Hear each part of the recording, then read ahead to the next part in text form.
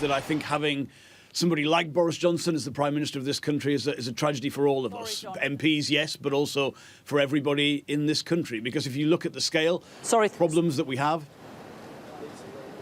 Sorry, Jonathan, we're just going to cut across you. Victoria Atkins, Home Office Minister, has resigned. That is another big name, isn't it? It's a resignation. It's not just somebody putting in a letter saying that they have withdrawn their lack of confidence. Victoria Atkins, a figure that we've interviewed lots and lots of times on Sky, somebody that may well be known to the viewers. I'll just pause our People's panel, our PMQs panel, to bring in Ali Fortescue, who's here with me.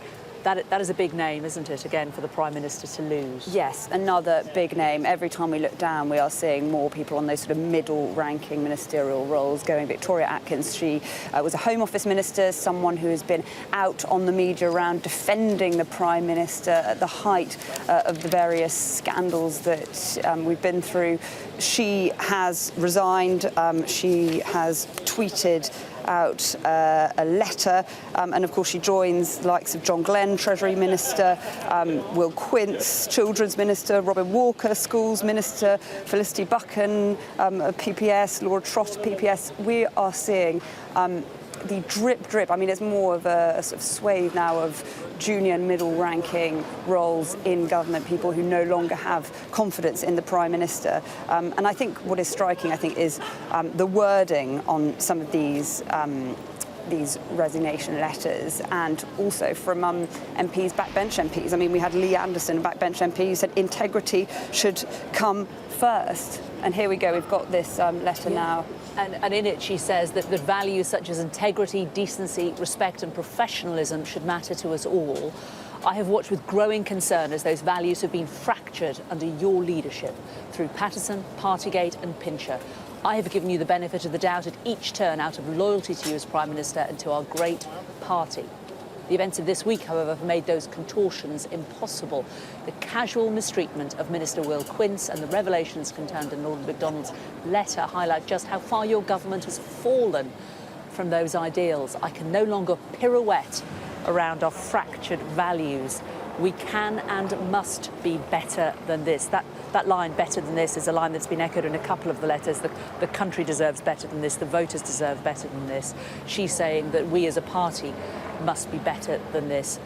This is at a time when our constituents face grave cost of living pressures. The challenges demand resolute focus. We cannot provide that focus at present. And then she goes on to say how proud she is of various elements of her role and people that she would like to thank, and thanks for the opportunity to serve and deliver. And she says, it is with sadness that I step away. But again, Ali, really, really strong words. The government has fallen from ideals. We can and must be better than this. These are real value judgments on him as a person and the party now as it stands. Yeah, pirouette around our fractured values. That was a line that struck me. I mean, Nicola Richards yesterday, another junior member of government, said the party is currently unrecognisable. So I think this is about integrity, and we saw that, I think, in the letters too from Sajid Javid and Rishi Sunak last night. Rishi Sunak saying government needs to be conducted with a degree of sensibleness. So it is now, I think, very hard to see what the Prime Minister is going to say at Prime Minister's questions, what the mood will be. I mean, will the benches be empty behind him? What will the state of his own party be when he goes in that chamber and addresses Parliament and the nation? What is he possibly going to say that is going to get people back on side? And he's leaving it quite late, isn't he? It's 22. He doesn't normally cut it quite this fine, although he has left it this time but before, it has to be said. Let's just quickly return to our parliamentary panel before Prime Minister's questions. Christine Jardine from the Liberal Democrats. I mean, obviously, opposition parties, you must be rubbing your hands at all of this. But in terms of what it tells the party about politicians, it's fair to say that this certainly not only damages the Conservative Party, but it damages the whole institution, doesn't it, of politics and parliamentarians? There is no glee for any of us to take in this shambles and unprecedented debacle from this government. And can I just say, I am so, Victoria Atkins resigning. She is someone I worked with in the domestic abuse bill. I have huge respect for her, and the fact that she finds this Prime Minister and this government impossible to work with anymore speaks volumes, I think. But there is no glee for anyone in our country being put through this. The people in this country deserve so much better. And before I was a politician, I was a journalist, and I studied politics at university, British political history. I can remember nothing on the magnitude or the scale of this complete and utter debacle and mismanagement. A Prime Minister who will go to PMQs today, if indeed he goes, because I'm beginning to wonder, with very little of his front bench left, very few of his ministers left. This is a scandalous way for the country to be governed. Christian Jardine, thank you very much. John Stevenson, back to a Conservative MP for Carlisle. Do you think he'll resign today? Well, we'll have to wait and see. I mean, I actually thought he would probably resign last night, but I think what you're now seeing is the seeping away of any support for the Prime Minister. You're seeing junior ministers, you're seeing PPSs all starting to resign. And I just think there's no going back now. I just cannot see how the Prime Minister can survive this. And it wouldn't surprise me if we see his resignation later today. And I think it's the right decision. I look back to the 17-19 Parliament when it was a big issue. There was a lot of turbulence at that time, but it was about a policy. This is not about a policy. This is about culture. This is about values, and this is about a personality. And I think that's not healthy for British politics. I think we've got to get away from this and get back to the discussions about policy issues that actually matter to the people of this country, instead of having this circumstance that I just think is just very unhealthy, and it's been brought about by one personality. If he does indeed resign, if he does go, how quickly do you feel? I mean, we've got recess coming up in a couple of weeks. This is when Parliament breaks for the summer. How quickly do you think, potentially, things could change? We think the Prime Minister might be coming out. Is it all over, Prime Minister? Are you going to resign, Boris Johnson?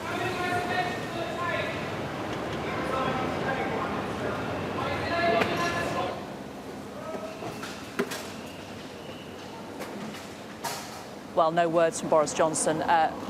Sky News team, along with pretty much every other broadcaster, shouting out, will he resign, and is it all over for him now?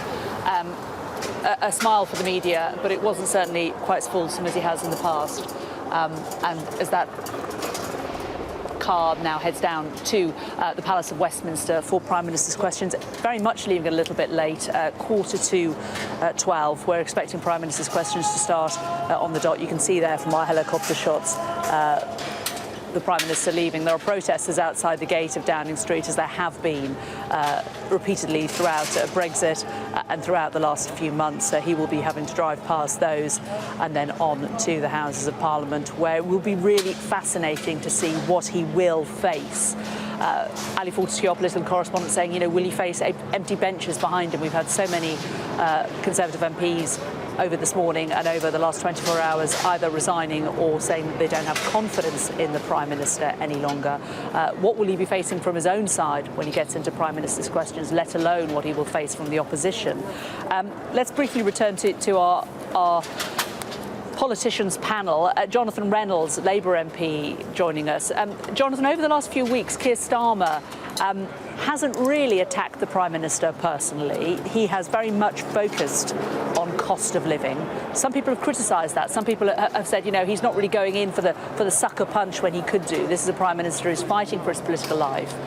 And Keir Starmer instead takes the moral high ground and talks about the politics rather than what is swirling around government and what is swirling around the media. Do you think he will take the same view today? Do you think that Keir Starmer will continue to go on cost of living?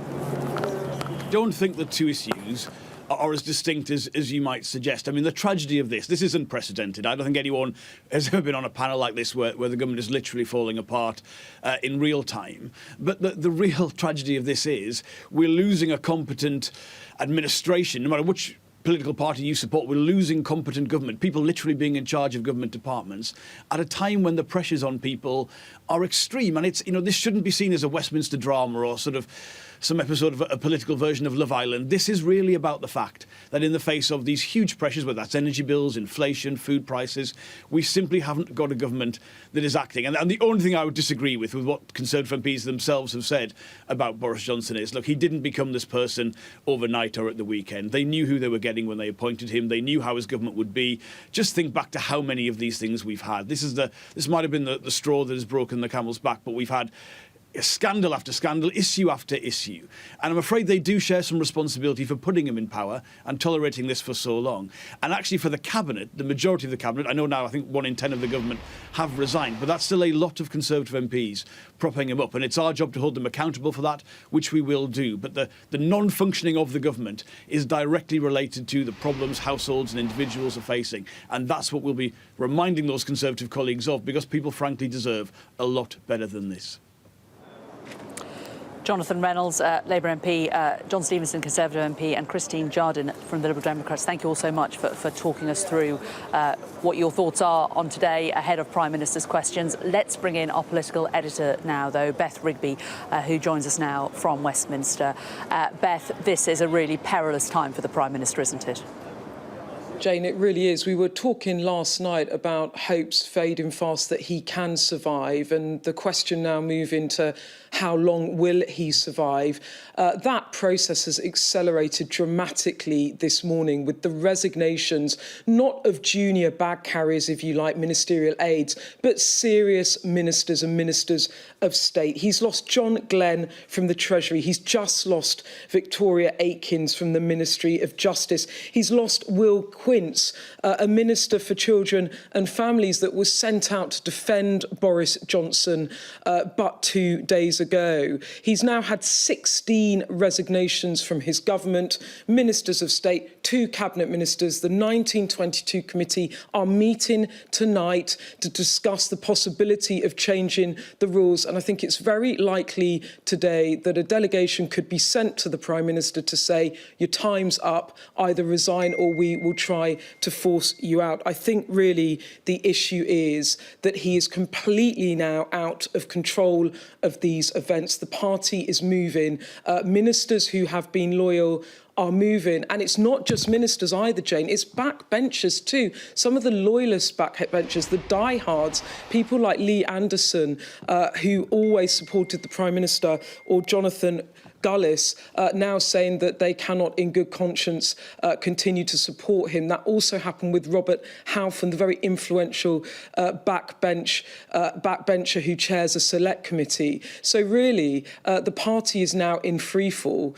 He might try to hold on. I mean, one MP said to me today, he has a choice. He can agree to an orderly succession, as Theresa May did after she survived a confidence vote, and then a few weeks later was tapped on the shoulder and said, the party has lost confidence in you. Do you want to face another vote or resign? She chose to resign, or Boris Johnson could choose to hunker down and fight it out. That bit of it is unclear. But I think what is becoming clearer with these resignations is that a challenge will be coming in some way or another, because his government is in freefall. And ultimately, if you can't control your party, if you can't keep ministers in post, you cannot run a government and you cannot run the country. And Beth, just looking at these images now from the Commons, obviously the opposition bench is packed to the gunnels, that to be expected. The Conservative side's half empty.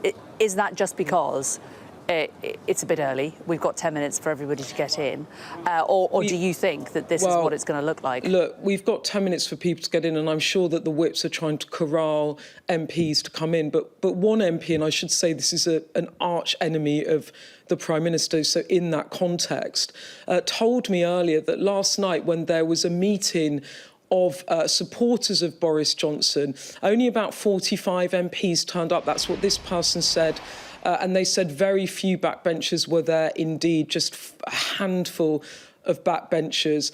And you can see the support visibly draining away. It was slightly less clear last night because following those shock resignations of Sajid Javid as Health Secretary, followed by Rishi Sunak as Chancellor in succession, then the question was, were other cabinet ministers going to go? There were talk about Therese Coffey, would she go, the Work and Pensions Secretary? What about Michael Gove, would he stand down? Nadeem Zahawi, he was actually promoted to Chancellor. But then most of the cabinet came out in support of the Prime Minister. So in a way, they shored him up, but that hasn't stopped the bleed. In fact, the dam has burst, and you've seen that overnight into the morning, with resignations beginning, I think it was before 8:30, and carrying on right up to Prime Minister's questions. So the Prime Minister is completely out of control of events today. It was but a week ago, slightly longer actually, where I was in Rwanda with him,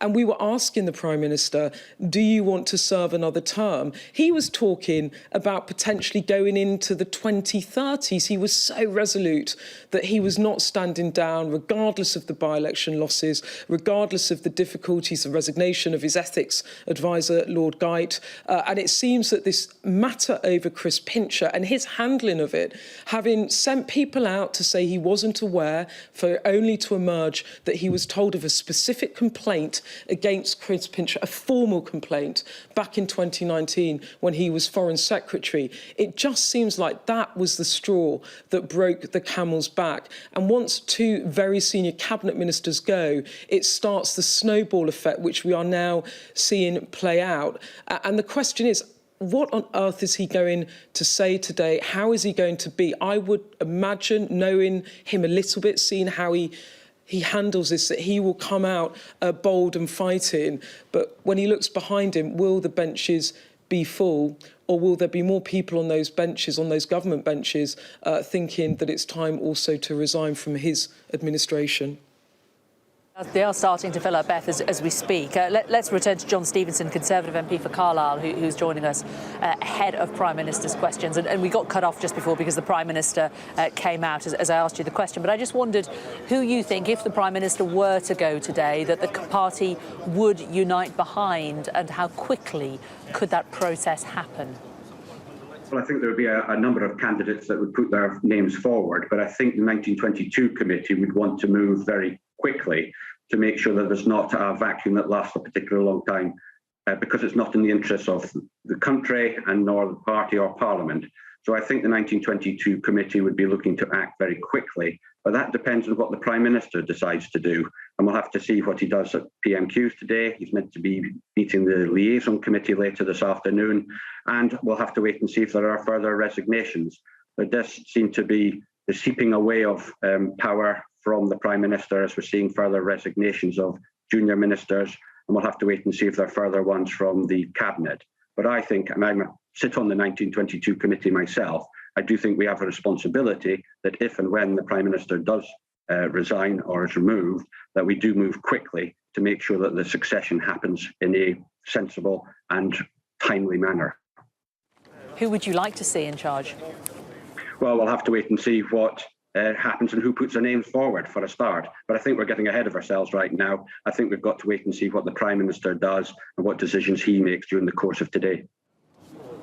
We've just got another name to add to our growing list of people who are not supporting the Prime Minister. Simon Fell has called for the Prime Minister to go. He is another MP who has said that he doesn't think the Prime Minister should continue in his job. We've had 28 resignations in total, but of course a lot more people who are withdrawing their support or who are calling on the Prime Minister to go. Christine Jardine from the Liberal Democrats still with us on the line also.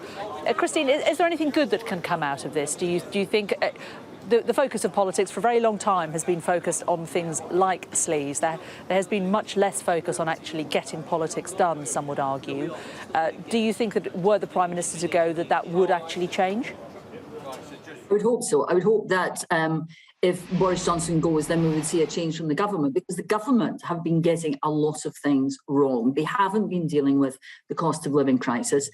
They haven't been dealing with the energy prices in the way that the public would have wanted. And I think a lot of Conservative voters have felt let down, betrayed by this government. It's why they've lost so many by-elections in their own seats, and why we won so decisively in Tiverton and Honiton recently. But, you know, it has to change. The whole government, the whole direction of government, which does come from the Prime Minister, has not been effective. The Home Office is barely fit for purpose at the moment, with the length of queues for, you know, waiting for passports, driving licenses as well, you know, asylum seekers, visas. Everything is grinding to a halt, and the government is in danger of being incapable of governing. So what we really need in this country now is change. And if Boris Johnson going facilitates that change, then that will be a good thing. But it's a mess, and it has done nobody any credit, particularly in the Conservative Party, that they have let it go on for so long. And the time has come when it has to stop. Let's return to our political editor, Beth Rigby. Beth, what is happening right now? The Prime Minister, we saw him leave Downing Street. He drove down to the Houses of Parliament. He went in through the portico there. He has gathered in a room with his advisers, one would assume very close to the Commons there. What will be happening? What conversations will be being had, do you think? Well, he'll be preparing for Prime Minister's questions, and he will see this as an opportunity to come out fighting, I would imagine, and to try and corral his benches to stick by him. He has been boosted by the fact that so many cabinet ministers did come out last night and pledge support. But where he is struggling is it doesn't detract from the fact that 3 cabinet ministers have resigned, and now he is just getting endless resignations. I think we're up to 16 or perhaps 17 of junior ministerial aides, trade envoys, and now ministers of state saying he can't carry on. So he will be prepping for this PMQs, but I'm really interested to see how does he approach it. Does he send a message to his backbenchers, I'm not going anywhere, you're going to have to force me out? Also, what will backbenchers say to him? Will we have another David Davis moment? Do you remember that a few months ago where David Davis stood up and said, in God's name, go? He told the Prime Minister to resign. Will other MPs stand up in the Commons and tell him it's time for him to go to his face, tell him on the floor of the House? We will then, after PMQs, have the resignation statement of Sajid Javid, the Health Secretary, and that will be an electric moment as well. He was the first person to resign from Cabinet, the Cabinet Minister, if you like, to wield the knife around the Pincher issue. Oliver Dowden did resign a week before as party chair, but Number 10 were able in a way to explain that away but from the by-election losses, because he resigned on the back of those 2 devastating by-election losses. So Sajid Javid will make this statement straight after PMQs. Then the Prime Minister has to go to the liaison committee, where he'll be grilled by MPs for a couple of hours. And after all of that, the 22 committee will meet tonight, and at that point they will discuss potentially the changing of rules and what they do next. And amidst all of that, the question now I have is whether or not MPs will approach the Prime Minister today and say, look, the letters are in, or the majority of the party, the backbenchers, no longer support you. That's a very fluid discussion. That is fast moving. Sir Graham Brady, the chair of the 22 committee, he's the person that makes that call, because he's the one that takes the soundings of backbenchers. But will that happen today? It really is a very fast-moving set of events. But I think the principle that we discussed on the news, on the 10 o'clock news last night, that this was a Prime Minister in freefall, out of control, and the question is now moving from can he survive to how long he survives. You are seeing that now playing out in real time as his government ministers and party members openly desert and defy him. And we are seeing that all the benches filling up, Beth. Certainly no empty benches behind the Prime Minister. Briefly, John Stevenson, Conservative MP, back to you for a final thought before the Prime Minister takes to his feet. Simon Fell, fellow Cumbrian MP, is one of the ones who has just tweeted that enough is enough. I wonder what you think, the impact is on MPs. It is one thing, isn't it, losing faith in your leader, but when you see your colleagues also losing faith, it speeds up that ball rolling down the hill, doesn't it? Undoubtedly, and somebody like Simon Fellows, a very sensible individual, moderate member of Parliament, when people like him are sort of saying this is the end of the road, I think you've got to believe that it actually is. I think the Conservative Party now, we want to see the Prime Minister. I would like to see him resign later today, and then we have to move on. We still have 2.5 years of this Parliament to run. We still have plenty that we can do. And I think what we need to do is create a certainty, a stable government, get behind a new leader and take the country forward. Because there's some challenges for the country, and which we all are aware of, but we need stable, strong, competent government. And that's what I think the Conservative MPs now want to see happen. The Prime Minister has just walked into the House of Commons. Prime Minister's questions is due to start imminently. Beth, if the Prime Minister were to decide to go today, would he announce it before Prime Minister's questions? I wouldn't expect that, Jane. And I actually, all the soundings that I have had from those around him, from his allies, is that the Prime Minister has no intention of resigning, that he would want to carry on. I guess there will be a calculation within his inner team about, at some point, whether he can carry on. This is the piece of the jigsaw that really is unknown at the moment, which is what is the process in which he might resign. Let's go to it. The Prime Minister's about to take to his feet. Let's listen in. Ben Everett. One, please, sir. Prime Minister. Thank you, Mr. Speaker. Today is a big day as we implement the biggest tax cut. For a decade, increasing national insurance thresholds to make tax lower and the tax burden easier. These changes will benefit 30 million people across the UK. And I'm pleased to say that two of those people are seated here in the public gallery today. Mandy Banfield and Alan Calzari, a typical worker, will now save £330 per year, with 70% of employees better off as a result. That is real money for real people. Mr. Speaker, I'm sure the House will also join me in wishing the best of luck to England and Northern Ireland, who are competing in the UEFA Women's Euro 2022 tournament, which starts today, and I'm sure they will both make the nation proud. This morning, Mr. Speaker, I had meetings with ministerial colleagues and others. In addition to my duties in this House, I expect I shall have further such meetings later today. Ben Everett. Thank you, sir. Last week, we launched a new approach to combating knife crime in Milton Keynes, which means increased use of stop and search. It means tougher charging and custody, tougher sentencing, faster youth diversion, and more work with parents and communities. Would the Prime Minister agree with me that if you carry a knife in Milton Keynes, you should expect to end up behind bars? Yes, I thank my honourable friend for what he's doing to campaign for tougher sentences in Milton Keynes, in campaign against knife crime.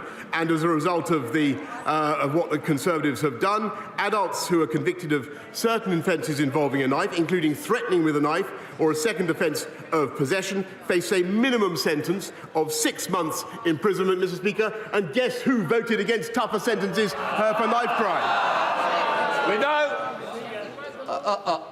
We now come to the Leader of the Opposition, Keir Starmer. Thank you, Mr. Speaker. Today is the start of the Women's Euros, and I know the whole House will wish the Lionesses the very best of luck in bringing football home. Mr. Speaker, it's also... Mr. Speaker, it's also been 40 years since the death of Terence Higgins. Terence worked at Hansard by day and Heaven by night before he sadly died of AIDS.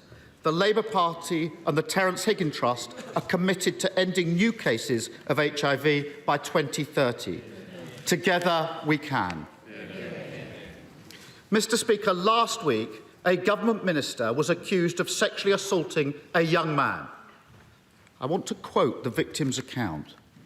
He says, "He grabbed my arse and then he slowly moved his hand down in front of my groin. I froze." I accept that's not easy listening, but it's a reminder to all those propping up this Prime Minister just how serious the situation is.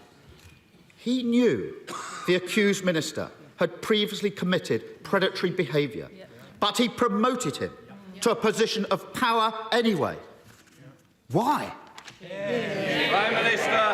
Mr. Speaker, that individual, the member for Tamworth, no longer has the Conservative whip. He no longer has a job. He is no longer, as soon as I was made aware of the allegation that he has just read out, Mr. Speaker, and the complaint that was made, he lost his status as a Conservative MP, and he is now the subject, Mr. Speaker, of an independent investigation to the Complaints and Grievances panel. And that is entirely right. And I want to say to him, Mr. Speaker, I want to say to him that I abhor bullying and abuse of power anywhere in Parliament, in this party or in any other party.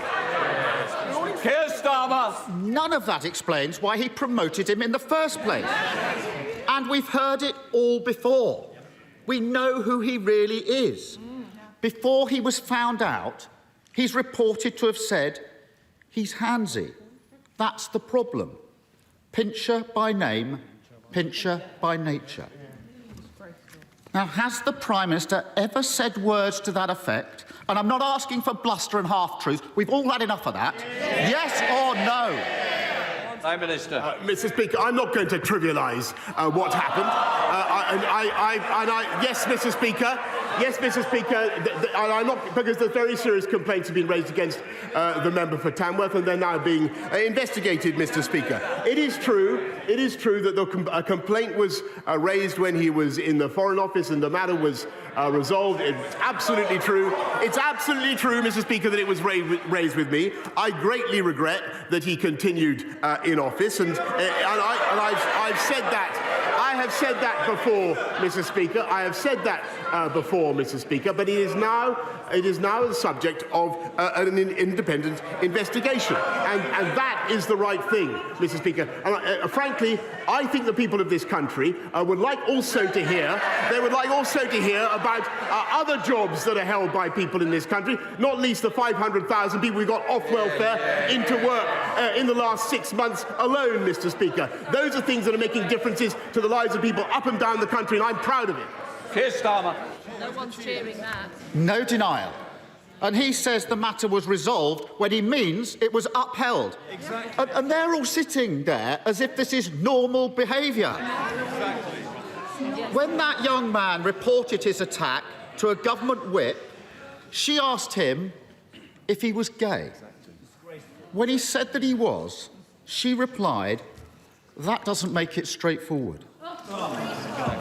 That comment will sicken anyone who's experienced sexual assault and then be made to feel like they somehow asked for it, or who worry that prejudice means their complaint won't be taken seriously. Will he apologise for those disgraceful comments on behalf of his government? Mr. Speaker, I've already said that I regret very much that the member for Tamworth continued to hold office after the complaint was made against him in the Foreign Office, and it was resolved in the Foreign Office. His apology was accepted, but clearly that was not enough. And in hindsight, Mr. Speaker, I should have realised that he would not change. However, when it came to the Friday of last week, and when I was given the information that he's read out about the complaint that was made against the honourable member, I acted immediately, Mr. Speaker, and I took the whip away from him. And we will not tolerate that kind of behaviour in this or any other party, Mr. Speaker. And what we also want to do is to help people up and down the country with the things that also matter to them, like cutting their taxes, Mr. Speaker, by £330 this year, which is what we're doing. Keir Starmer. Doesn't that just sum him up? Awful behaviour, unacceptable in any walk of life. It's there for all to see, but he ignores it. It was the same when his ally was on the take from the lobbyists. It was the same when his Home Secretary was bullying staff. It was the same when taxpayers' money was being abused. And it was the same when he and his mates parted their way through lockdown. Anyone quitting now, after defending all that, hasn't got a shred of integrity. Mr. Mr. Speaker, isn't this the first recorded case of the sinking ships fleeing the rat? Mr. Speaker, look, he talks about. He should hear what his lot say about him, Mr. Speaker. He talks about integrity. He wanted to install the member for Islington North into number 10, Mr. Speaker. That's what he wanted to do. Imagine what our country and what the world would be like now. He talks about integrity. He voted 48 times to overturn the will of the British people and take us back into the European Union. And by the way, listening to his muddled speech the other day, that is exactly what he would do again.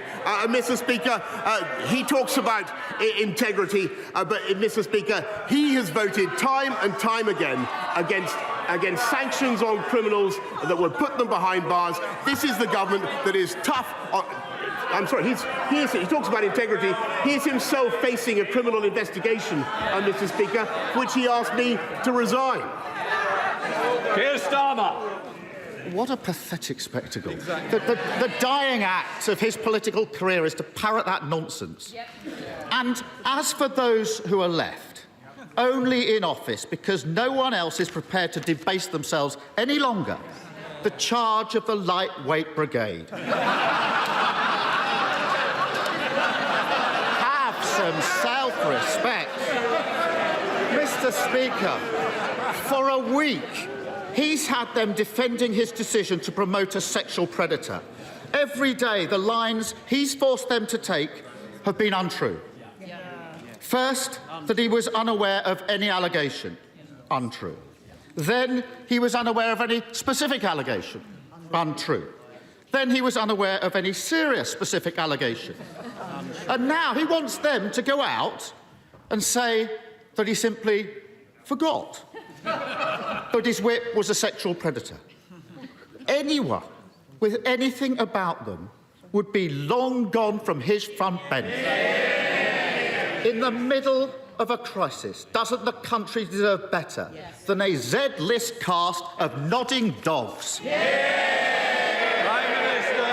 Well, Mr. Speaker, it's exactly when times are tough and when the country faces pressures on the economy and pressures on their budgets, Mr. Speaker, and when we have the biggest war in Europe for 80 years, Mr. Speaker, that is exactly the moment that you'd expect a government to continue with its work, not to walk away, Mr. Speaker, and to get on with our job and to focus on the things that matter to the people of this country. And so we're not only cutting taxes today, Mr. Speaker, we're putting £1,200 into every one of the 8 million most vulnerable households in the country, Mr. Speaker, thanks to the strength of our economy and thanks to the decisions that we took, Mr. Speaker, which he opposed at the time. Keir Starmer. The only thing he's delivering is chaos. I started this session with a quote from the young victim in all this, how he froze when he was attacked. When I was prosecuting rapists, I heard that from victims all the time. Victims said they froze because it's not about sex, it's about power. And the power the disgraced government minister had was handed to him by that Prime Minister. And he's only in power because he's been propped up for months by a corrupted party defending the indefensible. So it's no longer a case about swapping the person at the top. Isn't it clear? The only way the country can get the fresh start it deserves is by getting rid of the lot of them.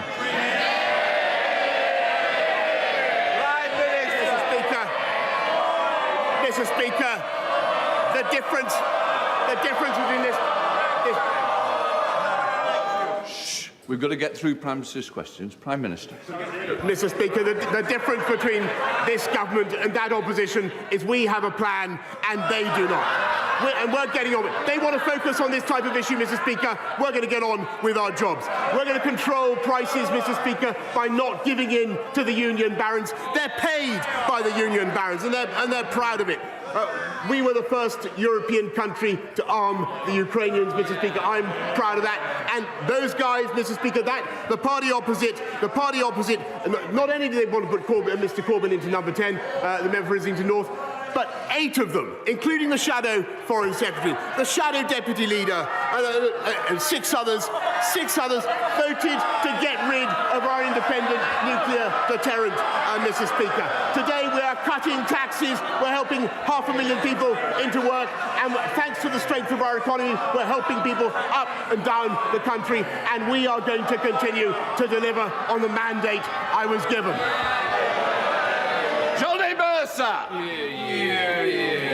Thank you very much, Mr. Speaker. On Monday night, the Northern Ireland Legacy Bill reached its 3rd reading, and so with it the beginning of the end of the journey, a long journey to make sure the service and sacrifice of those who served in Iraq, Afghanistan and now Northern Ireland is not rewritten by those who seek only to line their own pockets. But would the Prime Minister agree with me that never again can we allow such a gulf to open up between this place and those who serve? Never again must they be made to feel like we are not on their side. And will he redouble his commitment to make sure this is the best country in the world, to serve in the military and be a veteran all their family? Thanks, my honourable friend, very much. I thank you for all the work that he's done for veterans and continues to do. This bill will give veterans the certainty they deserve, and we're fulfilling the manifesto pledge to end the cycle of investigations, but also at the same time making sure that families can get the answers they need about what happened to their loved ones. We now come to the Leader of the SNP, Ian Blackford. Thank you, Mr. Speaker. And can I give every best wish to the England and Northern Ireland ladies football team as they approach the Euro Championships. There's nothing better than seeing your teams in these finals. Can we also commemorate the passing 40 years ago of Terence Higgins and all those that have died from AIDS since then? And I'm sure, Mr. Speaker, the whole House will want to join with me in passing condolences to the family of friends of the Scottish football goalkeeping legend Andy Gorham, who sadly passed far too early last weekend. He will long live in the memory of the best goalkeeper that many of us have seen. Mr. Speaker, it's easy to forget that only 10 days ago the Prime Minister was dreaming of a 3rd term. Mr. Speaker, you know, it's often said that a week is a long time in politics, but it turns out that 10 days is truly a lifetime. Because, let's face it, it's a minor miracle that the Prime Minister has even made it through to Prime Minister's questions, and he really ought to see the faces behind him, because, Prime Minister, it really is over. The Prime Minister is desperately clinging on to his own fantasy, but the public can't afford to put up with this farce of a government a minute longer. Today, we should be talking about the Tory cost of living crisis, soaring inflation and the growing cost of Brexit. But instead, it's always about him. How many more ministers need to quit before he finally picks up his pen and writes his own resignation letter? Perhaps that's what he's doing now. Actually, Mr. Speaker, I was just jotting down some notes on his question, which I thought was excellent when he was talking about the economy, because that is the issue that the country faces, and that is where this government is introducing, I think, the most important solution: helping families up and down the country with £1,200 going into their bank accounts right now, cutting taxes for 30 million people, £330 tax cut, and helping 500,000 people into work through the Way to Work scheme. That is a fantastic thing to be getting on and doing. That is the priority of this government, and that's what I'm going to focus on. I'm glad he likes it. Ian Blackford. My goodness, nothing to see. We should all move on if we live in the world of the Prime Minister. You know, a few weeks ago I compared the Prime Minister to Monty Python's Black Knight. Actually, turns out I was wrong. He's actually the dead parrot. Whether he knows it or not, he's now an ex-Prime Minister. But he will leave behind 2 deeply damaging legacies. I hope the dishonesty of his leadership follows him out of the Downing Street door. But the other legacy is that of Brexit. And that will stay, because I'm sad to say that the Labour Party now fully supports Brexit. Mr. Speaker, Scotland wants a different future, not just a different Prime Minister. So if the Prime Minister won't resign, will he call a general election and allow Scotland the choice of an independent future, free from the control of Westminster? Prime Minister. Mr. Speaker, I noticed that his remark that the Labour Party have given up on returning to the European Union was not greeted with rapture by the benches opposite, and that's because it's not true. They want to go back in just as he does. I think that is a terrible mistake. It would be anti-democratic, Mr. Speaker. And as for the referendum that he wants, well, we had one of them, as I've told him before, in 2014. Come on. Thank you, Mr. Speaker. Does the Prime Minister think there are any circumstances in which he should resign?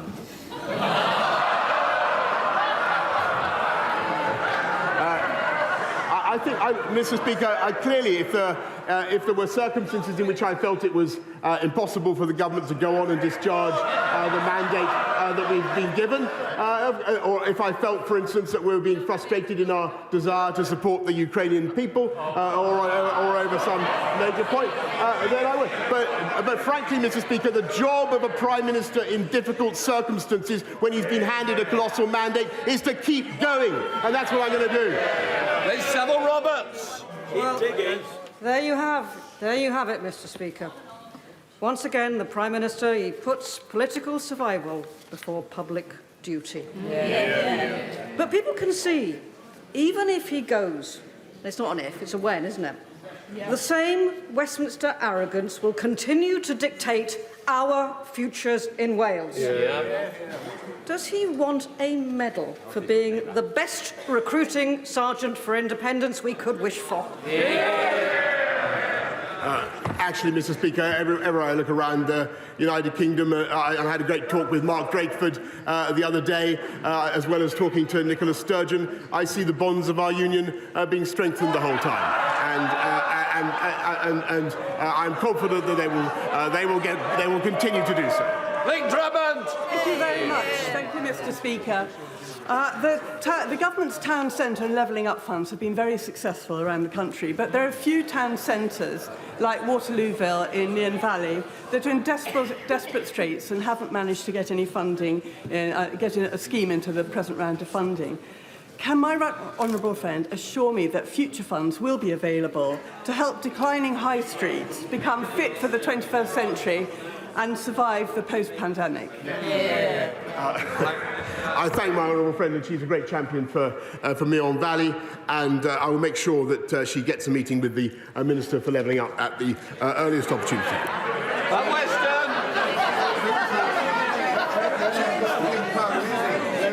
Thank you, Mr. Speaker. The public clearly thinks that this government has lost the plot over the cost of living crisis. The Prime Minister may be aware that the average salary for a nurse is £36,000. For a primary teacher, it is £38,000. They, and indeed working people everywhere, are struggling to pay their rents and their mortgages. Given they can barely afford a £150,000 mortgage on a new home, can he tell this House how he could afford a £150,000 treehouse? What I can tell him, Mr. Speaker, is that up and down the country, rather than talking about fantasy infrastructure, I can talk about real infrastructure. We are helping to unite and level up the people of this country with £650 billion of investment, helping to lift the aspirations and opportunities of people up and down the country. And thanks to the strength of our economy, we're helping exactly the people he describes with £1,200 going into their bank accounts to help them with the cost of living pressures. Under the House, Sir Peter Bottomley. The Prime Minister knows that while he's Prime Minister, I want him to do all the good he can.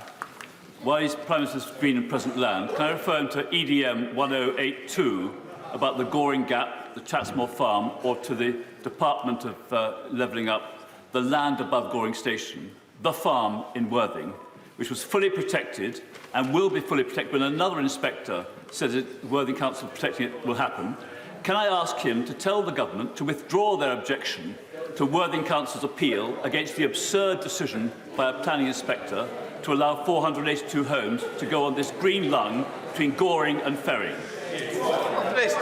I thank the Right Honourable John very much, and he campaigns on this issue for some time. I will make sure that he gets a meeting with the relevant minister to discuss the development in Goring by sea. Ian Lavery.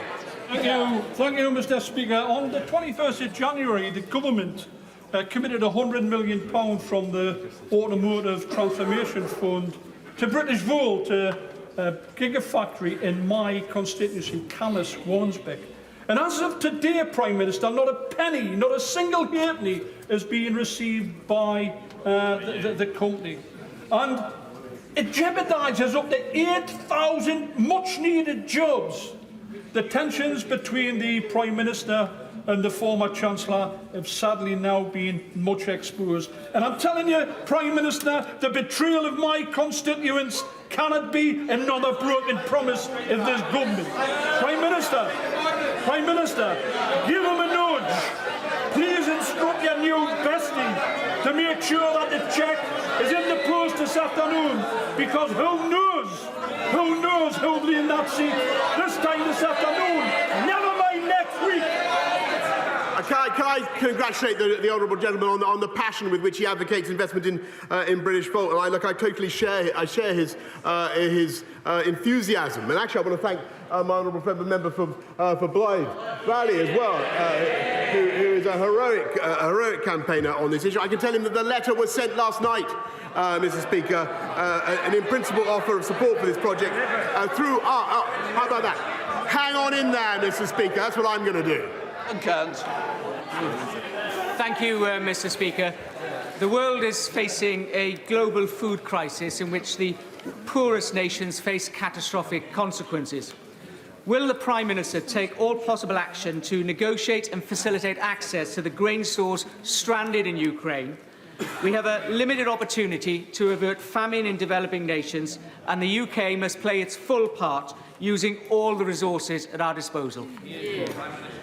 My right honourable friend is completely right, and there are 25 million tonnes of wheat that are basically being held hostage by Putin. That's equivalent to the annual consumption of many of the least developed countries, and we're helping to lift that blockade, not just by negotiation, but also by supplying demining equipment, insurance for the commercial ships that might be involved, and also 10 million to help improve the railway infrastructure that would be necessary to get the grain out by rail. Mark Andrew. Mr. Speaker, yesterday the Prime Minister said that he is fed up of people saying things on his behalf. It's not just him that's fed up, so are the British people and his ministers who are resigning. They're sick of time and time again being sent out by him to say things that aren't true. Is the real problem him or them for believing him in the first place? Mr. Speaker, I thank him very much. And look, I want to be clear. What I want to say is, I say it again, I regret the way the appointment happened, and I was clear with the House about what I knew at the time. But I want to stress that I take this matter extremely seriously. I'm very sorry for the impact it's had on the victims. But the individual in question, the member for Tamworth, is now subject to an independent complaints and grievance procedure. As soon as that complaint was made, I should say, Mr. Speaker, the whip was taken away. Can I just say we don't know that is the case. It is confidential, and I think we've got to stop referring to something that we don't know there. And I want to put the House on notice that we don't mention it. Teresa Villiers. Just over a fortnight ago, 2 horrific fatal stabbings took place in a quiet street in East Barnet. With the Metropolitan Police now in special measures for the first time in its history, will the Prime Minister urge the Mayor of London to start living up to his responsibilities as Commissioner? The Mayor needs to get a grip on crime, he needs to give Barnet its fair share of new officers, and he needs to abandon his plans to sell Barnet police stations. Well, I do notice, Mr. Speaker, that crime has spiked since the previous Mayor of London, and it is the Labour Party that voted against stop and search, Mr. Speaker, that voted against increased funding for the police. And I think, as for the Labour Mayor, he'd do better to get out of California and take control of crime in his city. And this will alter. Thank you, Mr. Speaker. According to the NHS Confederation, not a single one of the so-called 40 new hospitals the Prime Minister promised at the last election will be built by 2024. 2 of those new hospitals are in my constituency. Hammersmith opened in 1902 and Charing Cross opened in 1818. They're not new hospitals and there's no building going on. Like all his promises, they exist only in his warped imagination, as this is likely to be his last Prime Minister's questions. Will he finally tell us the truth? Well, actually, Mr. Speaker, if you look at what we promised and what we delivered, we said we'd get 20,000 police out on the streets. We've actually got 13,500 more already. We said we'd do 50,000 more nurses. We're already on track. And he's quite wrong about the pledge on hospitals. We're going to deliver them by 2030, Mr. Speaker. That was always clear. And the only reason we can do that is because we're putting the funding into our NHS, which he and his party opposed. Gary Sambrel. Mr. Speaker. Yesterday, in an attempt to boost morale in the tea room, the Prime Minister said at a table, but there were 7 people, MPs in the Carlton Club last week, and one of them should have tried to intervene to stop Chris from drinking so much. As if that wasn't insulting enough to the people who did try and intervene that night, and then also to the victims that drink was the problem. Isn't it the example, Mr. Speaker, but it's the Prime Minister constantly tries to deflect from the issue, always tries to blame other people for mistakes, and that at least nothing left for him to do other than to take responsibility and resign. Order. Can I just say, you ought to be embarrassed by clapping. This is not a debate. Mr. Esterson, it's not debating society. This is... This is Prime Minister's questions. I want to get through the questions as other people want to catch my eye, and the way to do it is not by clapping. Prime Minister. Mr. Speaker, there's a very simple reason why they want me out, and that is because they know, Mr. Speaker, that otherwise we are going to get on and deliver our mandate and win another general election, and that is the reality, Mr. Speaker. Neera Wilson. Thank you very much, Mr. Speaker. The Prime Minister once wrote, "It is a wonderful and necessary fact of political biology that we never know when our time is up. Long after it is obvious to everyone that we are goners, we continue to believe our duty is to hang on to the perks and privileges of our posts. In reality, we are just terrified of the come down." So for the sake of this great country, will the Prime Minister heed the advice of his former self, get over his terror and do the decent thing? Mr. Speaker, with great respect, I refer the honourable lady to the answer I've just given. When things are tough, of course people turn their fire on the leader of the country, but it is my job to get on and deliver our manifesto, which we are, and to deliver on the mandate on which I was elected, and to get this country through tough times, just as we got it through COVID. And that is what I'm going to do. Fiona Bruce. Thank you, Mr. Speaker. Around 1,000, I apologise, around 1,000 delegates from 100 countries are at the Freedom of Religion or Belief International Ministerial Conference over at the QE2 Centre today. There is still time for honourable members to visit. But will the Prime Minister agree with me that this significant conference will count for nothing unless it results in concerted global action to promote and protect freedom of religion or belief around the world? I thank her very much. And freedom of religion and belief is integral to people's identity and their sense of themselves and their own personal freedom and security. And I thank her for the work she's doing as my own envoy on that subject, and also for the wonderful conference that she has organised. It was great to talk to her about it yesterday. Mohammed Jasser.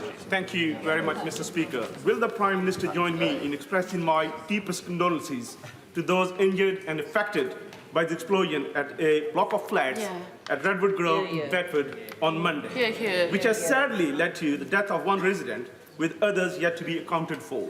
This is a timely reminder of the dangerous work undertaken by the fire service. So will the Prime Minister join me in praising the emergency services who were at the scene, and also reconsider his 2% pay offer when firefighters have endured a real terms pay cuts of 12% over the last decade.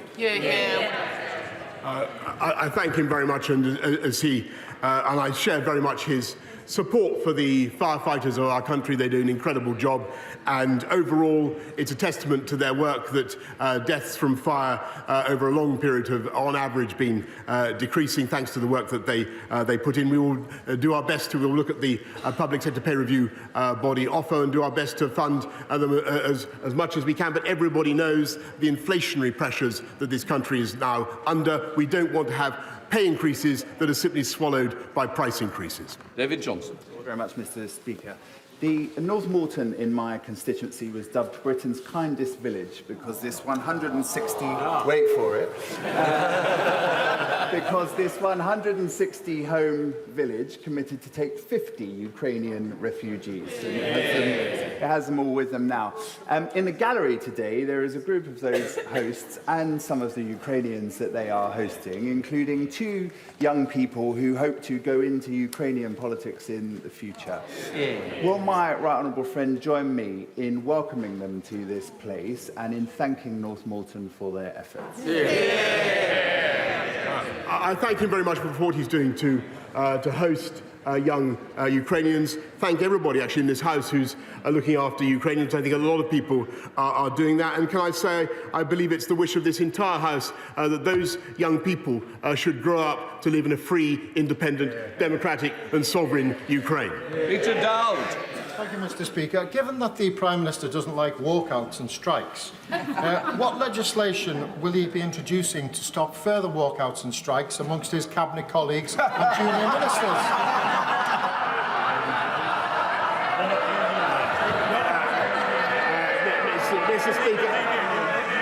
Mr. Speaker, I think that the whole House will have observed the brilliant performance on the radio this morning by the new Chancellor of the Exchequer. And that's no disrespect to the former Chancellor of the Exchequer. But what I think it shows, Mr. Speaker, is that in common with many sectors of the UK economy, there is a ready supply of skilled labour in the upper reaches of the Conservative Party. David Davis. Davis. Thank you, Mr. Speaker. I'd like to draw the Prime Minister's attention to the words he used in response to my right honourable friend, the member for Worthing, when he asked the question earlier. 6 months ago, I called on the Prime Minister to resign because even then it was clear that his approach to leadership and integrity was already creating a pipeline of problems that will paralyse proper government. Today, I ask him to do the honourable thing, to put the interests of the nation before his own interests, and before, in his own words, it does become impossible for government to do its job. Prime Minister. I thank him very much for the point that he's made again. I've just got to respect. I just couldn't disagree with him more. Look at what the government is doing today. Cutting taxes for 30 million people. We've just completed a programme to get 500,000 people off welfare into work, Mr. Speaker. And thanks to the strength of our economy, thanks to the position that we're now in, which was because of decisions that we took that they opposed, and which we'll never forget. We are able to give £1,200 to 8 million of the poorest and most vulnerable families in this country. That is the right thing to do. We're getting on with it, and we will continue with our active and energetic programme for the benefit of this country, uniting and levelling up and unleashing the prosperity of the entire nation. Final question, Clive Betts. The Local Government Association has told us that over 400 families who've come to this country from Ukraine under the family scheme have subsequently presented themselves as homeless to local authorities. Because the local authorities haven't got enough accommodation, those people are going to end up in temporary accommodation. There's a simple answer. Local authorities could be allowed to contact the many thousands of people who volunteered to provide homes under the Homes for Ukraine scheme. The problem is the government doesn't allow families to transfer from the family scheme to the home scheme. When will the Prime Minister act to ensure people who've come thousands of miles to this country aren't placed in temporary accommodation, but we take on the generosity of those families who are willing to offer them a home? I thank him very much for the very valuable point that he's raised, and we will make sure that families are able to cross over from one scheme to another, and to simplify and speed up the process. But I don't think that should take away, Mr. Speaker, from the generosity of this country in welcoming Ukrainians. 135,000 visas have so far been issued through our uncapped scheme, both the family scheme and the Homes for Ukraine scheme. It's changing the lives of those Ukrainians, and I think we should all be proud of what we are doing. We now come to the personal statement. I call Sajid Javid. Mr. Speaker, I'm grateful for your permission to make this statement. Yesterday, we began our day together. You, I, my right honourable friend, the Prime Minister, and members from right across this House, when we broke bread together at the Parliamentary Prayer Breakfast. And we listened, all of us, to the words of Reverend Les Isaac, who spoke about the fact that responsibility that comes with leadership, the responsibility to serve the interests of others above your own, and to seek common ground of your party, your community, and above all, your country. Now, colleagues will be forgiven for my sense of déjà vu. Despite what it might seem, I am not one of life's quitters. I didn't quit when I was told that boys like me don't do maths. I didn't quit when old school bankers said I didn't have the right school ties. And I didn't quit when people in my community said that I should not marry the love of my life. I care deeply about public service and giving back to this country that has given me so much. That is why, when I got the call from my right honourable friend, the Prime Minister, just over a year ago, I didn't hesitate to serve again. It was a critical time for our country. Tough decisions needed to be made about when we were going to come out of lockdown, about supporting the National Health Service and the care sector under unprecedented strain. It has been an absolute privilege of my life to have been trusted with these responsibilities, and I can only hope that my best has been good enough. It has undoubtedly also been one of the toughest roles that I've had so far. The gravity of Home Office decisions, the scale of Treasury decisions, but nothing matters more than the health of your people, of the British people, especially and in the wake of a pandemic. Caring for people's health and well-being is truly a noble vocation. And so I would like to take this opportunity to pay tribute to all of those across the country working in health and care sectors, as well as those that I worked so closely with in my old department, DHSC, and in the NHS. There is so much that I planned for the long-term reform of our health and care systems, and it is a wrench to leave that important work behind. Now, when I last gave a personal statement from this seat, I spoke about the importance of institutions and conventions. Today, it is about the importance of integrity. And don't worry, there's not going to be a series of these. Institutions and integrity are both central pillars that underpin our great democracy. It doesn't matter what your political perspective is in this House. I believe that we are all motivated by the national interest, and that the public expects us all of us, to maintain honesty and to maintain integrity in whatever we do. This is not an abstract matter. We've seen in great democracies what happens when divisions are entrenched and not bridged. We cannot allow that to happen here. We must bring the country together as one nation. Effective governance inevitably requires loyalty and collective responsibility. Of course it does. And I'm instinctively a team player. And I have completely focused on governing effectively over the last year. But treading the tightrope between loyalty and integrity has become impossible in recent months. And, Mr. Speaker, I will never risk losing my integrity. I also believe a team is as good as its team captain, and that a captain is as good as his or her team. So loyalty must go both ways. The events of recent months have made it increasingly difficult to be in that team. It's not fair on ministerial colleagues to go out every morning defending lines that don't stand up and don't hold up. It's not fair on my parliamentary colleagues who bear the brunt of constituents' dismay in their inboxes and on their doorsteps in recent elections. And it's not fair on Conservative members and voters who rightly expect better standards from the party they supported. When the first stories of parties in Downing Street emerged late last year, I was personally assured at the most senior level by my right honourable friend's then team that, and I quote, there had been no parties in Downing Street and no rules were broken. So I gave the benefit of doubt. And I went on those media rounds to say that I'd had those assurances from the most senior level of the Prime Minister's team. Then we had more stories. We had the Sue Gray report, a new Downing Street team. I continued to give the benefit of the doubt. And now this week again, we have reason to question the truth and integrity of what we've all been told. And at some point, we have to conclude that enough is enough. I believe that point is now.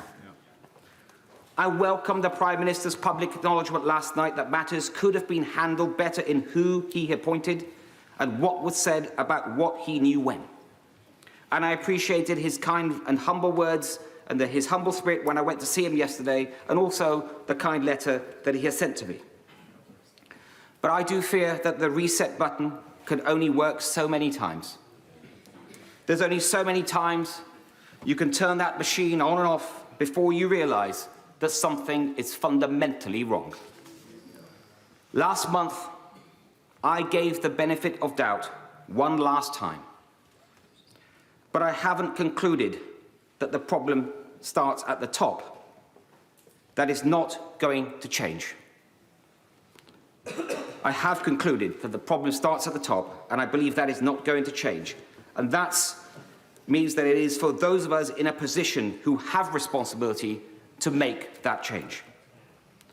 I wish my Cabinet colleagues well, and I can see they have decided to remain in the Cabinet. They will have their own reasons. But it is a choice. I know just how difficult that choice is.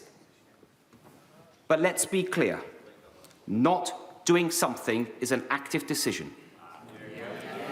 I'm deeply concerned about how the next generation will see the Conservative Party on our current course. Our reputation, after 12 years in government, depends on regaining the public's trust. This is not just a personal matter. The philosophy and perception of Conservatives depends on it.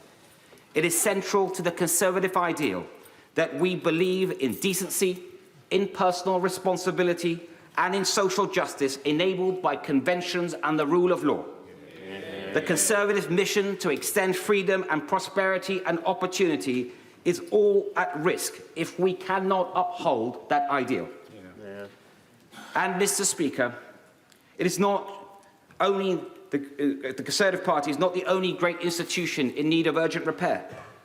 Like everyone in this House, I have been dismayed by the drip of stories of harassment and worse by members of this House. So I'm also concerned about how the next generation will see this House and the health of our democracy. In recent years, trust in our roles has been undermined through a series of scandals. But the one thing we can control is our own values and behaviours.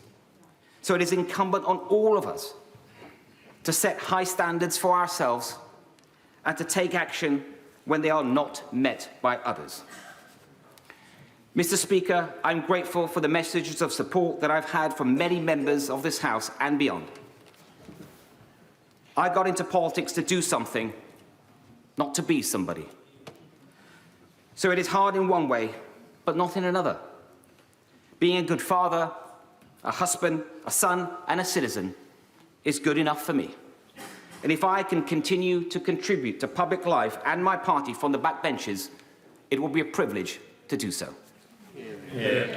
Can I say to the House, there will be no more personal statements today.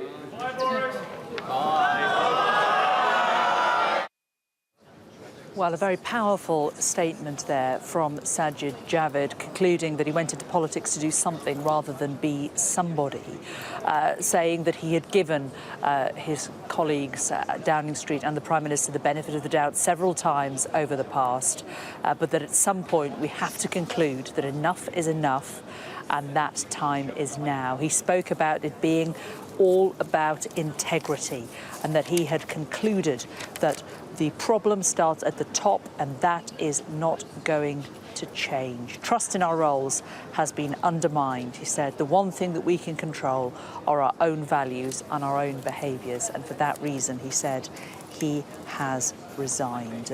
He said that the institutions and integrity underpin our great democracy and that treading the tightrope between loyalty and integrity has become impossible in recent months. So that there, the former Health Secretary Sajid Javid's statement on his resignation yesterday from the government, and that, of course, following Prime Minister's questions, a tricky Prime Minister's questions for the Prime Minister. During that time, there were 2 resignations of MPs, Stuart Anderson and Joe Churchill, both resigned during that half an hour that Prime Minister's questions was on. He was challenged by Keir Starmer about his behaviour and about why he had not done more to protect members of staff. And then there were 2 Conservative MPs, 3 Conservative MPs actually, David Davis, Gary Sandbrook and Tim Loughton, who all called on him to resign. He said that he will not resign. He said that hanging on in there is what I am going to do. When things are tough, it is my job to hang on. Well, can he hang on? We will certainly find out. He's going to be grilled by MPs at 3 o'clock this afternoon. The liaison committee is going to question him about all manner of things. We know that the 1922 Backbench committee is also going to be meeting to decide its new leaders over the course of the day. So pressure on the Prime Minister by no means has disappeared as a result of that performance in Prime Minister's questions. Well, a reminder that Sophie Ridge will bring you all the latest live from Westminster later on today on The Take this evening with top guests and analysis live on Sky News at 9 o'clock later today. But in the meantime, let's talk to our political editor, Beth Rigby. Beth, what did you make of the Prime Minister's performance and Prime Minister's questions? Well, Jane, it was brutal in the Commons today. The Prime Minister, as we expected, was clear that he was not going anywhere, that he intends to stick at it and fight on. But you saw the faces on the front bench, absolutely abject misery. And actually, at these moments, when the end feels like it is coming, and that is what it feels like now for Boris Johnson, it feels in that chamber quite vicious and brutal. And Keir Starmer was vicious, I thought, in some of his comments. He called the Prime Minister, he called his behaviour a pathetic spectacle, I think it was. And he said that these were the dying days of his government. He then widened that attack to Boris Johnson's cabinet, calling them the Z list of nodding dogs. It was just uncomfortable and brutal. And for Boris Johnson, the fire wasn't just coming from Keir Starmer. There were 3 MPs in the chamber that called on him to resign. David David saying, do the honourable thing and go. Gary Sandbrook, who is on the executive of the 22, the people that have it in their gift to change the rules on leadership elections, was absolutely brutal to the Prime Minister, accusing him of blaming other MPs at that event with Chris Pincher on Wednesday night last week at the Carlton Cup, asking them why they hadn't stopped Chris Pincher, something some MPs said tipped many over the edge. And Gary Sandbrook using the chamber there to bluntly put that to the Prime Minister and call him out on it. The Prime Minister responding, I am carrying on. And then, after all of that theatre, all of that drama, Sajid Javid stood up, and he was the one, following the resignation of Oliver Dowden a week ago, that really triggered this run of resignations last night, as he became the first cabinet minister last night to resign, quickly followed by the former Chancellor now, Rishi Sunak, who's not making a statement today. But Sajid Javid, in that comment there, he said, I went into politics to do something, not to be somebody. And he said, the problem starts at the top. I'm just going to try and find the exact statement. I wrote it down. Let me give me a sec. He said, I gave the Prime Minister the benefit of the doubt last time, but I've concluded the problem starts at the top and it is not going to change.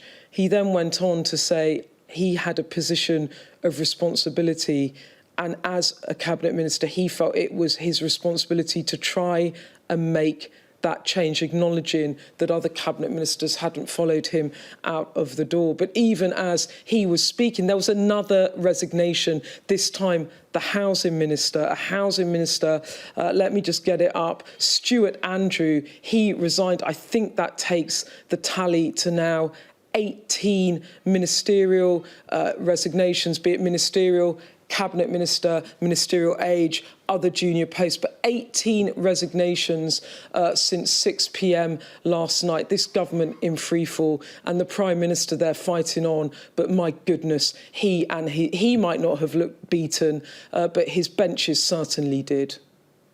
They did, didn't they, Beth? But it was interesting looking at the demeanour on the Prime Minister's face during that speech there from Sajid Javid. We're going to bring in Lee Anderson. Sorry, Beth, my apologies. We'll reflect on that a little bit later. But let's talk to one of the Conservatives who've come out today to say that they no longer have faith in Boris Johnson. That is Lee Anderson. Mr Anderson, the MP for Ashfield, why did you feel that now was the time to leave? Well, I think over the past 2 years, since he's been the Prime Minister, since I've been here, he's done a great job. Got Brexit done. Served us well through the pandemic, and I think it's been superb during the Ukrainian war. But the events of the last week are just not acceptable in any walk of life. And sadly, I think Boris has been, like I say, I've got a lot of respect for him. He's a good man. But sadly, over the past week, he's been found wanting. Number 10's been found wanting. And I cannot honestly look at myself in the mirror and put up with this sort of behaviour in this place. My constituents deserve better, and the people of this country deserve better. So I'm sorry, but I've withdrawn my support. Do you think that the Prime Minister has got the message? I mean, clearly during Prime Minister's questions, we saw difficult questions for him from 3 Conservative MPs. You had all of these resignations, but he seems very bullish, doesn't he? He says that hanging on when the times are tough is what he does. He does. I mean, it's more than the Prime Minister. It's about the team that's around him as well, the advisors, all the staff in number 10. But, the buck stops with the PM. And I just think he's been let down. But, he's made mistakes himself. Like I said, I think he's a good man. I feel, I'm not happy about the situation. I feel like I've betrayed him a little bit. But at the end of the day, my duty is to my constituents, to my party, to the party members, and to people of this great country. And it's just so sad. It's so sad that it's ended like this. You say it was a hard decision and you feel you've betrayed him. You must have wrestled with this overnight. Well, yeah, I've wrestled with my conscience. I mean, I think he's a good man. I think the boss is a good man. He's done good things. He got me my job here. This is like, dumping on a member of your family. It's not an easy thing to do. But at the end of the day, you've got to do what the right thing is. And I think it's the right thing to come out and say, enough's enough. We have people working in this place that work around MPs, that socialise with MPs, and we see the actions of last week where a minister was promoted when we actually, number 10 knew what was going on in the past. They sort of swept it under the carpet. We can't do that. It's just not acceptable. And I couldn't live with myself if I said nothing. I've got nothing to lose here. I'm not a minister. I don't want a career here. I just want to be the MP for Ashfield and serve my constituents. I can come out fighting, which is what I have done. And I wish the boss all the best. And I just wish it had not got to this, if I'm honest. What do you think the 1922 committee should do now? Do you think that they should go to him and say, look, enough is enough? Well, they've got that power to do that, and I think they're meeting with the boss this afternoon. I don't know what they're going to say. I'm not in any cliques or groups here that's part of any conspiracies. I just keep myself to myself. If they go and do that, so be it, but something needs to change. You say you're not part of any cliques or groups, and it's interesting, isn't it, that we've seen the resignations and the letters like your own of people saying that they're withdrawing their support have come from a really wide range across different elements of the Conservative Party and certainly across different ministerial departments. For you, it seems like a very, very personal decision rather than something that's motivated politically or by any conversations you've had. Well, mine's definitely a personal decision. Maybe other people that's resigned, it's part of a bigger picture. I don't know, you'd have to speak to them about that, but mine's a purely personal decision. I believe I'm the only Red Wall MP at the moment that's come out like this, so, you know, I don't know what's going to happen this afternoon. It's not happy times here, but, you know, my conscience is clear, and I think my moral compass is pointing in the right direction. Do you think he'll be gone by the end of the day? No, I don't. You don't think he'll resign? No. Lee Anderson, Ashfield MP, really good to talk to you. Thank you very much. Thanks for joining us. He is one of those who has withdrawn his support from the Prime Minister.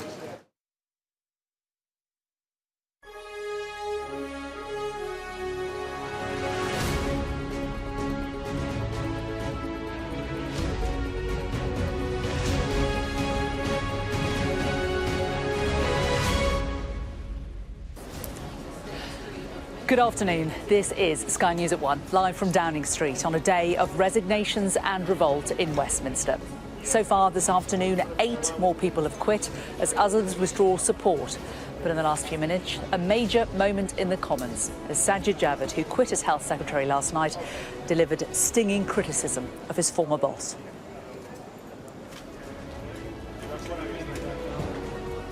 Treading the tightrope between loyalty and integrity has become impossible in recent months. And, Mr. Speaker, I will never risk losing my integrity.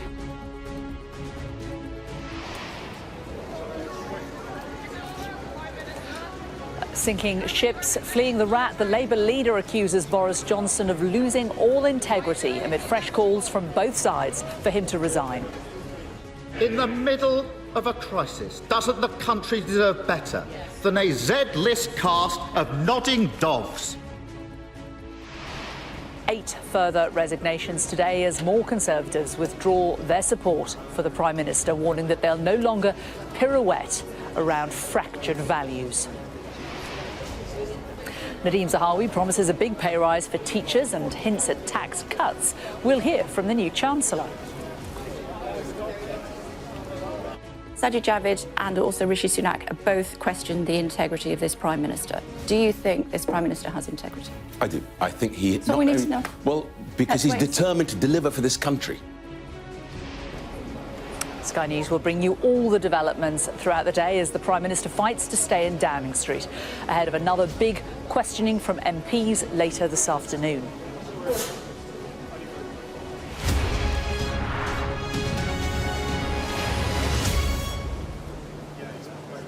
Hello, good afternoon. This is Sky News at 1, live from Downing Street on a day of resignations and revolt in Westminster. So far this afternoon, 8 more people have quit as others withdraw their support for the Prime Minister following last night's bombshell resignations. And in the last few minutes, a major moment in the Commons as Sajid Javid, who quit as Health Secretary yesterday, delivered this stinging criticism of his former boss. Yesterday, we began our day together. You, I, my right honourable friend, the Prime Minister, and members from right across this House, when we broke bread together at the parliamentary prayer breakfast. And we listened, all of us, to the words of Reverend Les Isaac, who spoke about the fact that responsibility that comes with leadership, the responsibility to serve the interests of others above your own, and to seek common ground of your party, your community, and above all, your country. Now, colleagues will be forgiven for my sense of déjà vu. Despite what it might seem, I am not one of life's quitters. I didn't quit when I was told that boys like me don't do maths. I didn't quit when old school bankers said I didn't have the right school ties. And I didn't quit when people in my community said that I should not marry the love of my life. I care deeply about public service and giving back to this country that has given me so much. That is why when I got the call from my right honourable friend, the Prime Minister, just over a year ago, I didn't hesitate to serve again. It was a critical time for our country. Tough decisions needed to be made about when we were going to come out of lockdown, about supporting the National Health Service and the care sector under unprecedented strain. It has been an absolute privilege of my life to have been trusted with these responsibilities, and I can only hope that my best has been good enough. It has undoubtedly also been one of the toughest roles that I've had so far. The gravity of Home Office decisions, the scale of Treasury decisions, but nothing matters more than the health of your people, of the British people, especially and in the wake of a pandemic. Caring for people's health and well-being is truly a noble vocation. And so I would like to take this opportunity to pay tribute to all of those across the country working in health and care sectors, as well as those that I worked so closely with in my old department, DHSC, and in the NHS. There is so much that I planned for the long-term reform of our health and care systems, and it is a wrench to leave that important work behind. Now, when I last gave a personal statement from this seat, I spoke about the importance of institutions and conventions. Today, it is about the importance of integrity.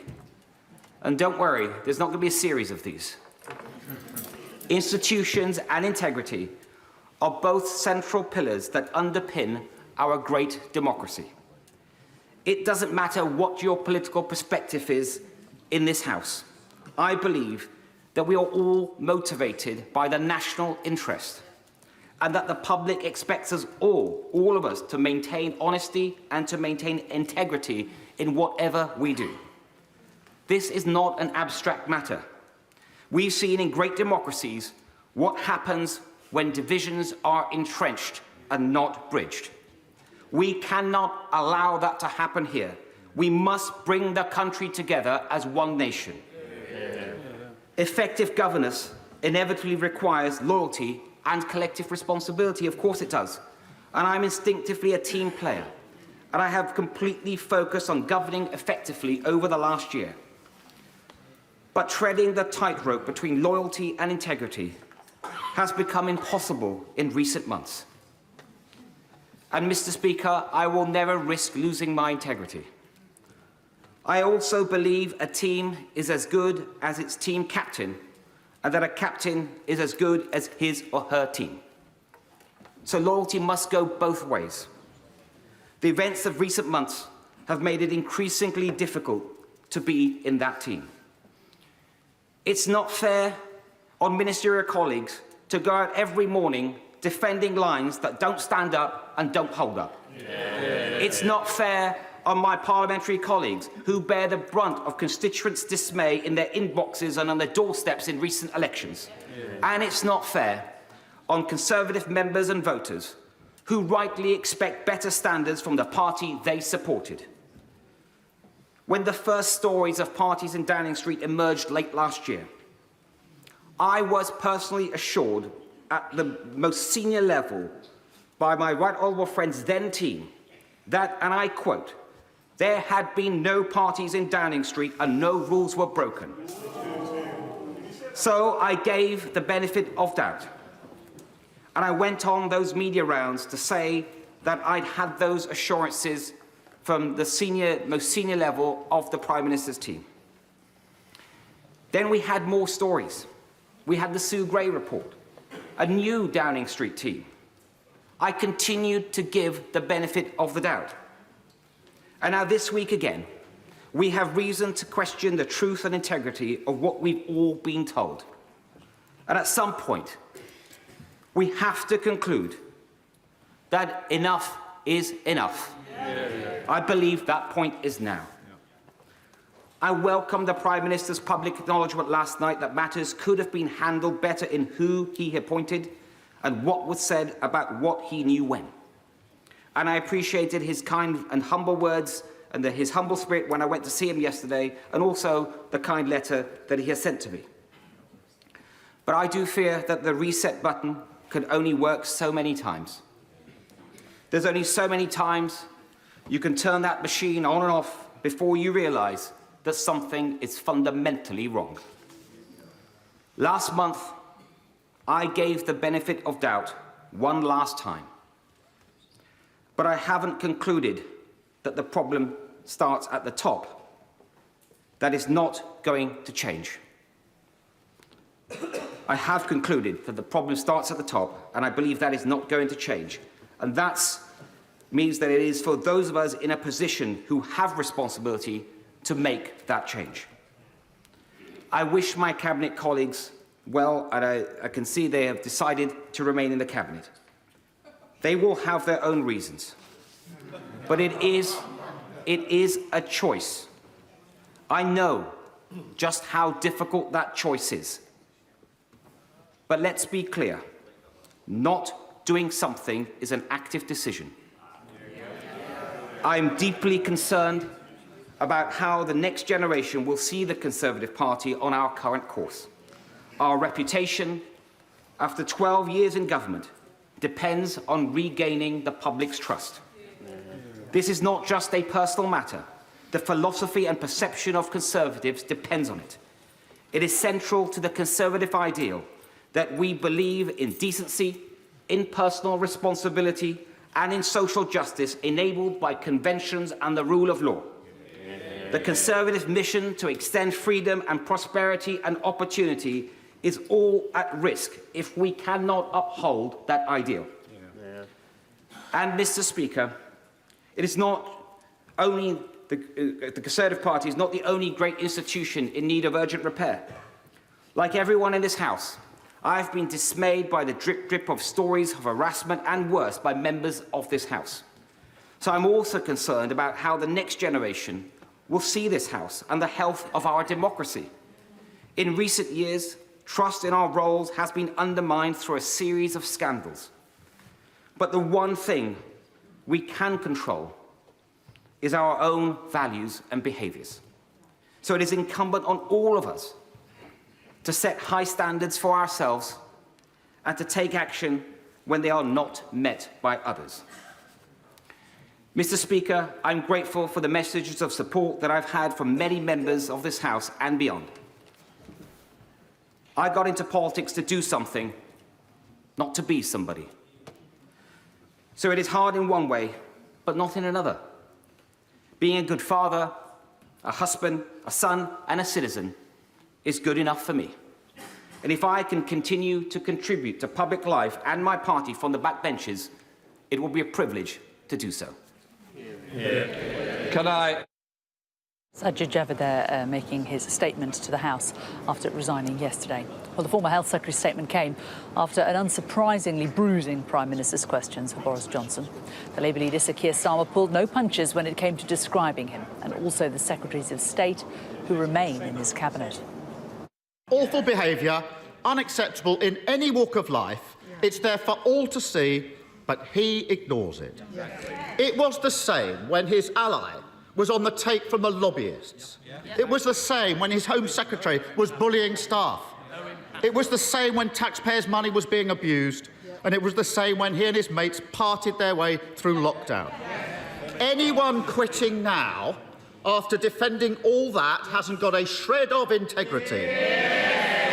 Mr. Speaker, isn't this the first recorded case of the sinking ships fleeing the rats? Mr. Speaker, look, he talks about. He should hear what his lot say about him, Mr. Speaker. He talks about integrity.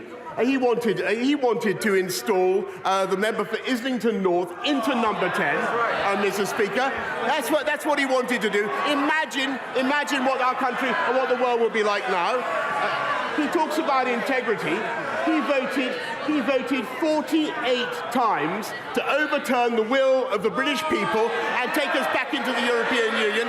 And by the way, listening to his muddled speech the other day, that is exactly what he would do again. Mr. Speaker, he talks about integrity, but Mr. Speaker, he has voted time and time again against sanctions on criminals that would put them behind bars. This is the government that is tough I'm sorry, he talks about integrity.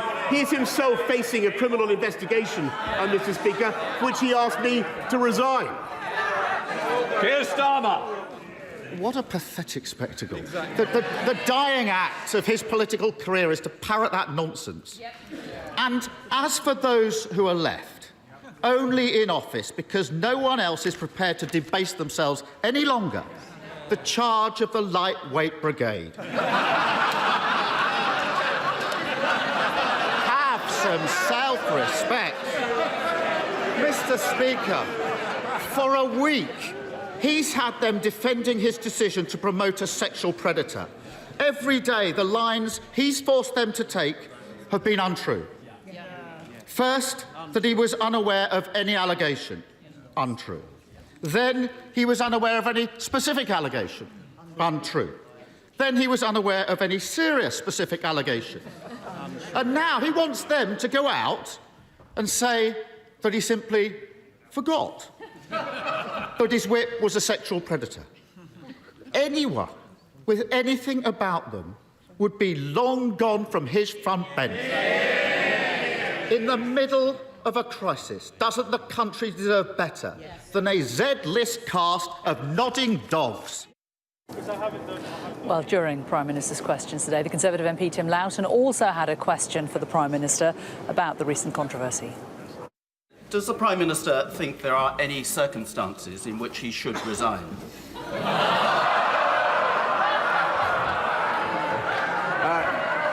I think, Mr. Speaker, clearly, if there were circumstances in which I felt it was impossible for the government to go on and discharge the mandate that we've been given, or if I felt, for instance, that we were being frustrated in our desire to support the Ukrainian people, or over some major point, then I would.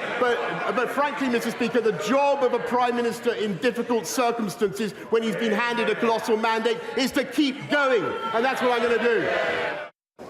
Another Conservative MP, Gary Sambrook, was also critical of Boris Johnson. Yesterday, in an attempt to boost morale in the tea room, the Prime Minister said at a table, but there were 7 people, MPs in the Carlton Club last week, and one of them should have tried to intervene to stop Chris from drinking so much. As if that wasn't insulting enough to the people who did try and intervene that night, and then also to the victims that drink was the problem.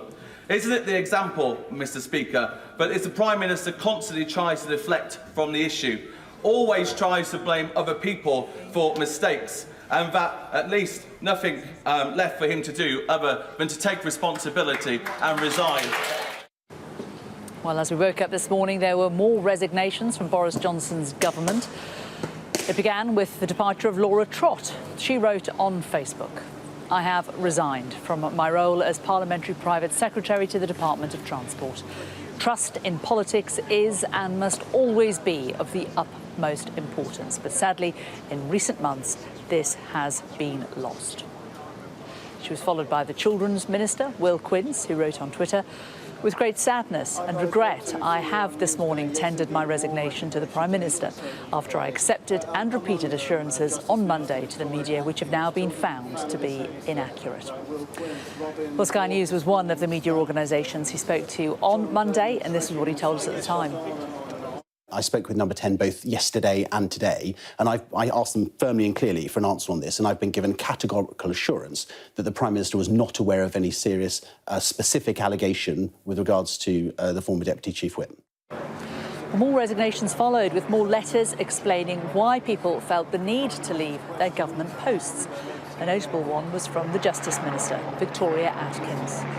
She wrote in her letter, "Values such as integrity, decency, respect and professionalism should matter to us all. I have watched with growing concern as those values have fractured under your leadership. I've given you the benefit of the doubt at each turn. I can no longer pirouette around our fractured values. We can and must be better than this." Well, the total of resignations today now stands at 8. The most recent is the Housing Minister, Stuart Andrew, who posted his letter on Twitter. He said, "There comes a time when you have to look at your own personal integrity, and that time is now. Therefore, given recent events, I have no other choice than to resign." Well, as resignations, there have been 4 letters from MPs withdrawing their support from the Prime Minister. One of them was Lee Anderson, who I spoke to not long ago and who explained that it was not an easy decision. This is like, dumping on a member of your family. It's not an easy thing to do, but at the end of the day, you've got to do what the right thing is, and I think it's the right thing to come out and say, enough's enough. We have people working in this place that work around MPs, that socialise with MPs, and we see the actions of last week where a minister was promoted when we actually, number 10 knew what was going on in the past. They sort of swept it under the carpet. We can't do that. It's just not acceptable. And I couldn't live with myself if I said nothing. I've got nothing to lose here. I'm not a minister. I don't want a career here. I just want to be the MP for Ashfield and serve my constituents. I can come out fighting, which is what I have done. And I wish the boss all the best. And I just wish it had not got to this, if I'm honest. Well, let's talk to our political editor, Beth Rigby. Not an easy Prime Minister's questions for the Prime Minister, Beth, and the day is not going to get any easier, is it? Jane, it really isn't. We were talking last night about the way in which those 2 cabinet resignations of Sajid Javid and Rishi Sunak blew open this simmering Tory civil war over Boris Johnson. We are now in open warfare. We're reaching a crescendo, perhaps the end game, and it's becoming increasingly vicious and brutal and ugly as you get to that point. Some people fighting to get Boris Johnson out and a Prime Minister desperately clinging on and fighting for his own survival. And what we're seeing in Westminster today is this playing out blow by blow, and you saw it viscerally on the floor of the Commons there today. What did we get? We had Keir Starmer being mocking, being vicious in his attacks, not just on Johnson, but on the wider cabinet of the Prime Minister. He described the performance at Pre-PMQs as a dying act and a pathetic spectacle. And he also sought to humiliate the wider cabinet for sticking by Boris Johnson, saying, have some self-respect, as he called them the Z-list of nodding dogs. And then, if that wasn't enough, you had 3 Conservative MPs standing up in the Commons there. Sorry, are we playing? Oh, sorry, I could hear sound there, so I thought we would jump into Keir Starmer. We're not, we've just got picture.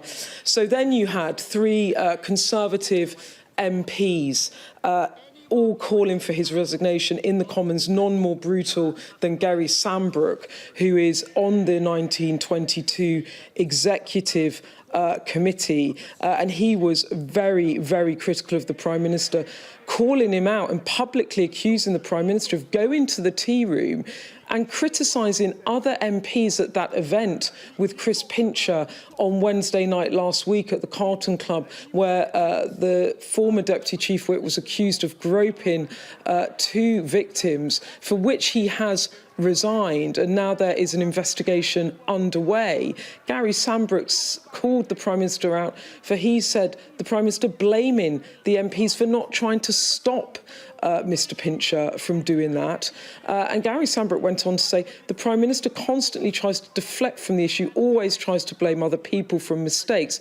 There's nothing left for him to do but to take responsibility and resign. And then after all of that, you had Sajid Javid, the former Health Secretary, in a very dignified and powerful statement there. It had 2 parts, I think. One was calling out the Prime Minister, not in anger, but rather regret, which I think made it more potent, where he said that recent months have made it increasingly difficult to be part of the team. It's not fair for ministerial colleagues to defend lines that don't stand up. It's not fair for MPs having to defend the Prime Minister on the doorstep, and it's not fair on Conservative supporters and voters that the government are in this spectacle that they find themselves. He said at the point, you get to the point when enough's enough, that point is now. And he went on to say, I've concluded the problem starts at the top, and that is not going to change. He said it was the responsibility for those in a position to do so to make that change. He also, within that resignation speech, was a clear leadership pitch, I think, where he described his values, he described his background. He talked about integrity. He insisted that he didn't come into politics to be somebody, but to do something, and he couldn't, in good conscience, stand and carry on. There he is going into his house last night. And just finally, where are we now? Because this is moving so quickly. We now have 18 resignations, be that from the Cabinet to all the way through Ministers of State down to some of the most junior roles. Where are we with Boris Johnson? Well, he is, as expected, intending to fight on. Number 10, confirming the PM will fight any new confidence vote, saying that the Prime Minister still believes, despite all of this, he has the support of the majority of his MPs. But what happens now? Well, what we're getting now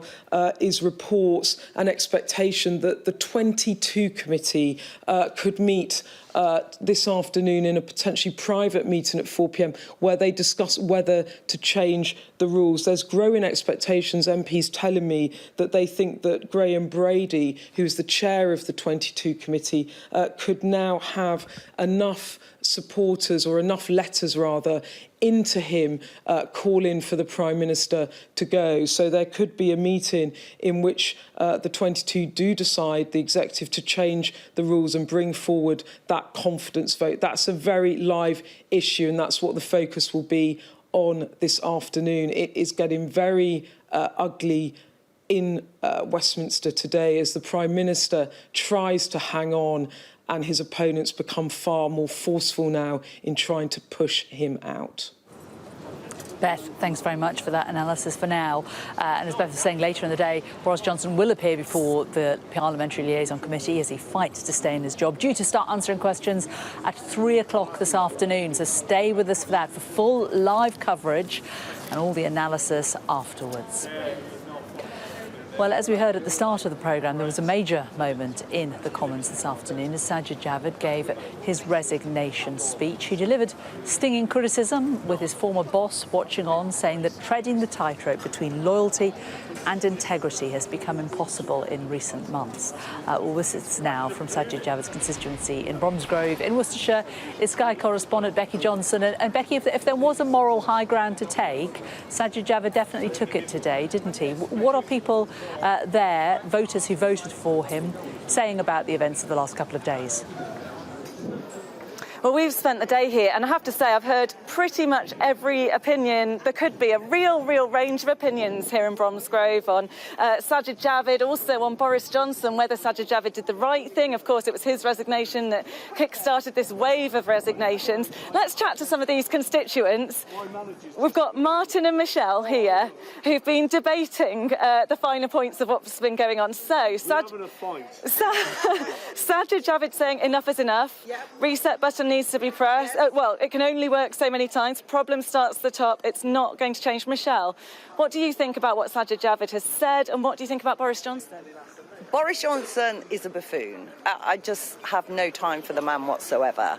With regards to Sajid, as a business owner in Bromsgrove, I do think he's absolutely correct. He's on the money, and the sooner Boris goes, the better. Are you a Conservative voter? I'm not. No. So what would you like to see happen next? Well, I would like to see Boris, obviously, move down, because it's not tenable, and for somebody with some honesty and some common sense, and somebody who is going to listen to the general public and take on board the crisis we are heading in. There are businesses who are going under daily at the moment. And that is fact. That is fact. I'm a publisher of a local community magazine, and I've already had 3 businesses that now are no longer in business just in the last 6 weeks.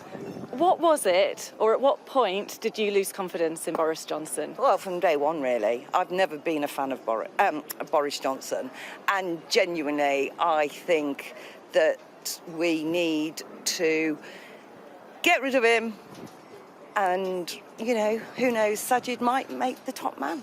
Yeah. Now, Martin, another business owner here in Bromsgrove. I know you don't quite agree with your friend Michelle. What do you think about Boris Johnson's future? She charges too much. And if somebody came in like Sajid, she might lower her prices for my advertising. What do you make about the future of the Prime Minister, especially after what Sajid Javid has said this lunchtime? If Boris goes, then we want Sajid. I don't know what did Sajid say this lunchtime. I haven't seen that yet. Well, he talked about how he'd been given assurances, for example, that there hadn't been parties at Downing Street. He then had to go out and defend the Prime Minister. He talked about not being able to tread the line between loyalty and integrity. What do you make of that? I like the fact that he's very honest and he's very driven, and I think he'd be brilliant at the top. Poor old Boris, he's just misread every step of the way. It's a shame, because I was quite a fan of his. But Sajid Javid has said the problem starts at the top. That's the conclusion he's reached. So should Boris Johnson stay? Yeah, I think he's going to go whatever we say. Even if I want him to stay, he's going. It's a time thing now. I think he's in a matter of weeks at the most. But you like the man? I like the guy because, A, he's very intelligent. Or he's got no foresight, but apart from that, very intelligent guy, very highly educated because of himself. Against other people at the same age, he was always number one. London Mayor, he didn't do a bad job of that. Yeah, I agree. Yeah. And his career's been quite good. So I just think the times, COVID, everything else has just got on top of him and muddled him up a bit. Perhaps he should start drinking Jack Daniels or something, you know, and he might then do it. Other whiskies are... Thank you so much for chatting to us. Sajid is definitely top draw, so I think we're happy with him. Thank you very much. Well, yeah, so you heard there, and actually a lot of people supporting Sajid Javid, but there is actually, I have spoken to people here who think that Boris Johnson should stay in his job, but as you can hear, a whole range of opinions here in Bromsgrove. It is actually the main topic of conversation as people are having their lunch here. Becky, thanks very much. Becky Johnson for us there in Bromsgrove. Well, let's move a bit closer to where I am now, outside number 10, and just go down to Parliament's Central Lobby. Our Deputy Political Editor, Sam Coates, is there. Sam, so many conversations happening before Prime Minister's questions. What's the feeling? What are people saying now that that's over? And we've heard this personal statement as well. Well, Jane, there's no underestimating it to say that there is just a sense of proper crisis at the moment. I don't think we're in a phase where you have functioning government. I think that you're in a phase of British politics where we have huge uncertainty about whether Boris Johnson's going to make it to recess, maybe even whether he's going to make it out the week. I've had a lot of conversations with Tory MPs, and they are all agreed on one thing, that compared to 36 hours ago, the mood amongst Conservative MPs has completely shifted. Those who were sitting on the fence, those who thought that the time wasn't right to change leader, those who didn't want to do the difficult thing, maybe change some rules in order to drag Boris Johnson from office, all of them, almost every single person I've talked to now says that there has been a step change in people's opinions. But it's one thing telling journalists behind the scenes and in private, it is another thing to actually act. And as far as I can tell, there are two different work streams, as it were, amongst the rebels. There is one set of suggestions that could put the cabinet front and centre. Now, many of the cabinet are loyalists, but there still are some people, perhaps figures like Michael Gove, who could go to the Prime Minister within hours and say, look, your time is up. Now, he would be wary of doing that, given his history with Boris Johnson, 2016 stabbing him in the front in the leadership contest. Nevertheless, Michael Gove, amongst the people, I am told, who is weighing up what to do, the levelling up secretary, considering whether or not to lead maybe even a delegation of cabinet ministers. The second, beneath that, within government, we are expecting more resignations. There are over 100 members of any government. There are bricks coming out of the wall all over the place. Ultimately, if Boris Johnson isn't able to rebuild that wall, then the government will fall, because it will be quite obvious he doesn't have enough MPs on his side to do that. And as he said in Prime Minister's questions, if it becomes really clear he can't govern, then he will go. So that's one set of reasons why Boris Johnson might go from office. The other is to do with the wider parliamentary party. There is a meeting at 4 o'clock today of the 1922 executive, and then a meeting of all Tory MPs who form part of the 1922 at 5. Now, there is a suggestion that maybe rules could change as early as today, although some think that after internal elections next week, that timing is more likely. So we could see the button being pressed as soon as today on rule changes that would allow another vote of no confidence. And if that looks likely, maybe Graham Brady, the chairman of the 1922 committee, goes himself to the Prime Minister, warns of what's about to happen, basically says you can go in your own time in a manner of your choosing in a dignified way, or you can choose to fight this out. And I can tell you I've had enough standings from colleagues and you will lose. So those are the two areas, the two ways in which there is enormous, titanic pressure raining down on Boris Johnson. Let's just unpick right now with a Conservative MP exactly what they think is going to happen over the coming hours and potentially days. Andrew Morrison joins me now. Let's start with the 1922 committee. There's this meeting of Tory MPs later today at 5 o'clock. What are you expecting? Could we get a change of the rules that would allow another vote of no confidence in Boris Johnson, literally a matter of hours or days? Well, we could do. Actually, it's up to the existing executive. There's elections for the executive imminently, and the suggestion that there'll be a slate of candidates for a rule change. I think we're past that now. I think the mood in the House is such that even the existing executive will probably decide that it's necessary to change the rules in order to force this. I mean, you've detected the mood in the House at PMQs today. There's a palpable sense here that we've crossed the Rubicon and that this is endgame now. And the important thing is that Boris Johnson departs in a decorous fashion, accepting the laurels for his achievements over the past couple of years or so, but departs nevertheless. So, to be absolutely clear, at 5 o'clock today, Graham Brady, chairman of the 1922 committee, could stand up in front of Tory MPs and say that they have already decided to change the rules to allow another vote of no confidence in Boris Johnson, and that could take place as soon as tomorrow or next week, and that he's going to go to Boris Johnson to warn him of this and give him the option either of fighting or a dignified exit. Is that what you're saying? Yes, but if you recall, he didn't have to change the rules with Theresa May. He simply had to say that that was a strong possibility if she didn't move on at that time. So I think it's just the threat of it and the inevitability that would chip potentially Boris Johnson if he didn't want to face another vote, which in my opinion, he would assuredly lose. Can you just explain for viewers watching, perhaps bewildered, why the mood has shifted so dramatically in just 48 hours because of the resignation that somebody probably hadn't heard of, doing a job they probably didn't know about, and yet we've got this situation where 3 weeks ago the party was behind him, majority of the buzz runs, and now it looks like they're not. How has this happened? Well, I think the majority of backbenchers weren't behind the Prime Minister, because 148, if you assume most of the payroll, voted for Boris, voted their confidence. That means the bulk of the backbenchers were not, and that's a problem for any Prime Minister. I think the letter from Lord MacDonald yesterday to the Parliamentary Commission for Standards was very important for many of us within the Westminster village. It might have prompted some ministerial resignations. It was certainly influential in me resigning as a trade envoy, for example, given Lord MacDonald's status as an ex-Permanent Secretary at the Foreign Office where I used to work. But now we've had that drip of ministerial resignations, what appears to me to be a deluge this morning, and people resigning all over the place. That, I think, is something that's going to continue in the course of the day. And see how Boris can actually form a government at this rate, because he won't have enough credible people to plug those gaps. We're hearing figures like Michael Gove potentially weighing up, going to the Prime Minister and saying, look, Graham Brady could be knocking on your door later, time's already up. What would you say to Michael Gove? Would you urge him to do that? Well, Michael has previous in this matter. We remember the events of 2016 and Michael's role in that. He's a very significant individual. He's a big beast in the Tory firmament. I think if he were to go knocking on doors, it would have a big impact. Thank you very much indeed, Andrew. So, Jane, there we have it. Action possibly today. Great, thanks very much for that, Sam. We're here in the last few minutes, 3 more resignations. MP Selene Saxby has resigned, as well as 2 parliamentary private secretaries as well. So that takes the number of those who've resigned over the last 24 hours to 21 now. Well, one can only imagine what's been going on behind those doors behind me over the last 24 hours or so as Boris Johnson's teams try to mitigate and contain the damage. We're joined now by Jonathan Haslam, who is former Downing Street Communications Director in John Major's time.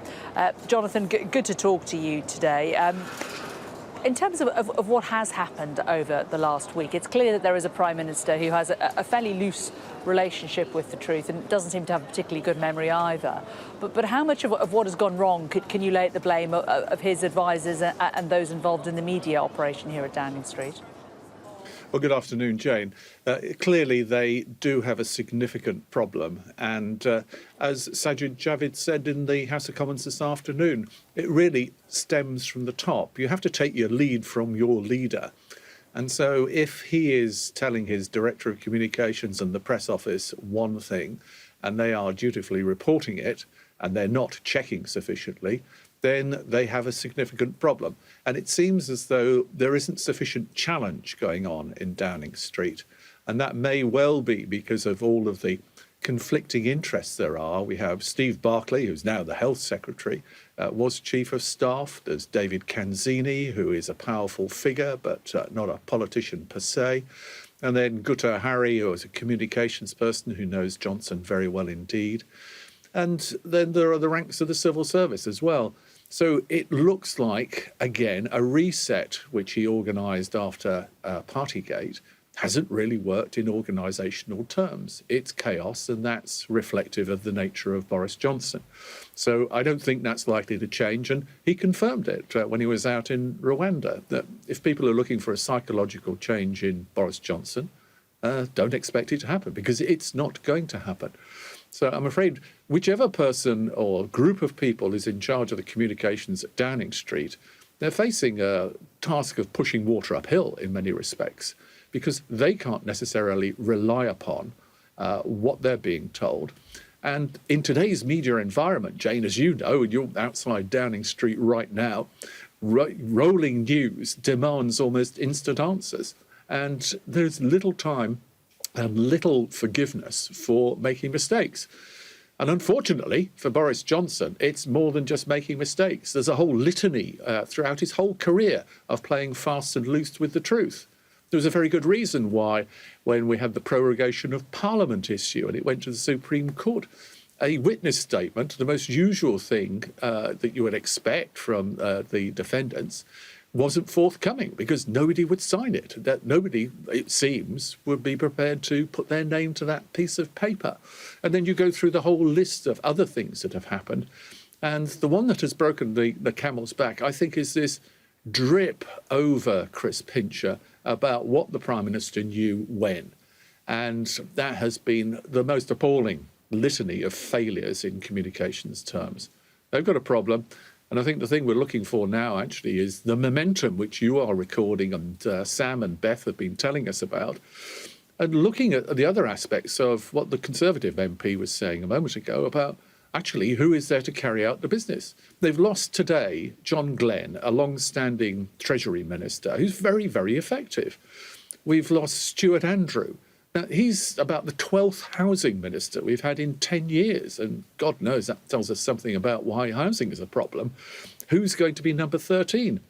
So Boris Johnson actually faces a problem about, can he organise a government to carry out the government's business? So this is a huge problem for them, Jane. Do you think he can hold on? Do you think he can come back from this? It's very difficult to see how you can with this momentum. You've noted that there are more resignations coming through, albeit at a junior level. But those are the sort of people you would look to fill some of the more senior jobs in normal times. And I think it's very hard, unless that momentum is somehow stopped or slowed down, it's very difficult to see how Johnson gets out of this at the moment. And I was very struck by the dignified and professional, and actually I thought he was choking back something of emotion in Sajid Javid's speech to the House of Commons. His remarks about coming into politics to do something rather than to be somebody play very much to the view that Boris Johnson wanted to become Prime Minister more as a vanity project than anyone with a rock-hard philosophical point of view about what's great for the country. And I think that was very, very pointed. And actually the understated way in which Sajid Javid made his remarks was very, very powerful and will live in the memory much longer than the knockabout that, in a sense, we saw in the House of Commons. And I suppose the other thing we'd learned from all of that was it was interesting to see how Keir Starmer approached it from the sexual predator point of view in the first instance. And also learned that he can't do a payoff line to save his life. And from Boris Johnson, we saw the usual rumbustious stuff. And I was very struck by some of the very tart remarks from the backbenchers. The gentleman who was talking about those issues that you found in the tea rooms, where on the one hand, publicly, Boris Johnson can look as though he is apologetic and he is responding. And on the other hand, as soon as he's away from the cameras and talking to his backbenchers, it's blaming somebody else. There is a bit of a stench, actually, of decay about the whole operation. And the government really does need to recognise, and that's the government, the cabinet at the moment, who haven't declared their hand, about what the British public's making of this. This psychodrama within the Conservative Party is holding them back from the things that Boris Johnson says he wants to achieve. But that is, the great paradox. While he's there, they can't do it. And yet the British public, faced with a cost of living crisis, faced with all the difficulties, the fears that abound from the war in Ukraine, need to be dealt with. And we can't do that while Boris Johnson is still in charge. Jonathan Haslam, former Downing Street Communications Director. Really good to talk to you. Thank you very much for giving us your thoughts. Well, just to confirm, 3 resignations just over in the last 5 minutes, all from the most junior positions in government. They are Selene Saxby, she has resigned from DEFRA, Claire Coutinho from the Treasury, and David Johnson from the Department of Education. And that brings the total of resignations since 6 o'clock last night now up to 21. And of course, Conservative parliamentarians are not just in the Commons, they are in the Lords as well. Baroness Ros Altman is a Conservative Life peer and the former Pensions Minister, and she joins us now from North London. And Ros Altman, what do you think the Prime Minister should do? Well, I'm very sad to conclude that I cannot see how his position is sustainable. I think the mood for most backbenchers is that this is not something that can continue. The situation has been sliding out of control for some time, and we have to restore trust, honesty, integrity at the top of government, because our very democracy and freedom depends on it. If you lose trust of the people, your own people, never mind the rest of the population, then it becomes impossible to govern properly. And you may make rules, but if everybody thinks, well, you don't obey the rules anyway, or you're not sticking by the standards that you expect of everyone else, then slowly, over time, it ebbs away at the social structures that are essential for our democracy. And that's kind of what Sajid Javid was pointing out today. There comes a limit. Integrity is vital. And integrity, and reflecting on what Sajid Javid said, the Prime Minister himself, though, also said that when times are tough, you hang on, and that is his job. He doesn't appear to be inclined to resign, does he? So what do you think should happen now? I think that obviously it is up to Conservative MPs ultimately, if the Prime Minister isn't willing to accept. And I'm very sad because Boris Johnson is great company. He's, always able to make people feel good. But when you're running a country at tough times, actually, that's not all that counts. If what you're saying isn't what's actually happening, then ultimately you don't solve the problems of the country. You just create false premises, false hopes, and you're not getting to grips with the real issues.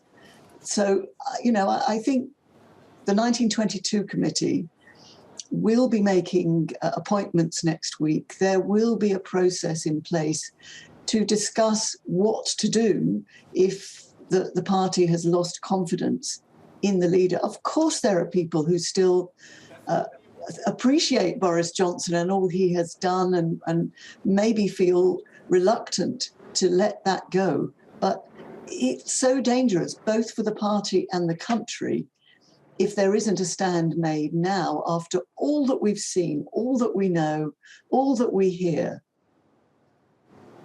Do you think that people have been naive, that he has pulled the wool over people's eyes? Because, as you say, he is great company, he is funny and engaging, and he certainly managed to get many people to vote for the Conservative Party who would not voted for them in the past. Do you think that some politicians have perhaps been a little naive in supporting him all this time? That's possible. He's certainly a master at pulling the wool over people's eyes. He's a master at disguising what's actually happening by pretending something else is really happening, and you want to believe it. He picks up on what people want to believe and want to think. And that's great if you are, looking for good company or you need somebody to cheer you up. But if you actually want to deal with underlying problems, that doesn't always get you very far. It gets you maybe to the first stage that everybody's in perhaps the right frame of mind to deal with problems. But unless you actually deal with them, and that's sort of what Rishi Sunak and Sajid Javid were saying, and many other Tory ministers have also concluded, then you do need a change. This country needs trust and deep thinking at the top to get us out of the mess that we are in. And clearly, these are difficult times.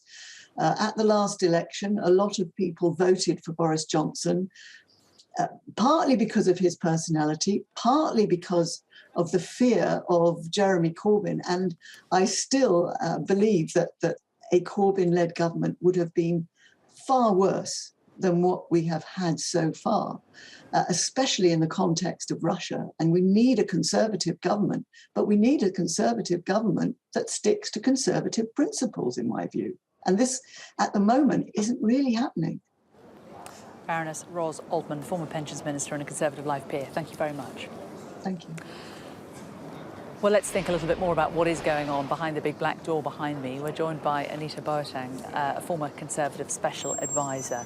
Anita, what do you imagine is going on behind that door today? The Prime Minister's made it very clear during Prime Minister's questions that he isn't going to resign. We've had this really very powerful statement in the Commons afterwards from Sajid Javid, and now we've got the liaison committee ahead. How do they spin this?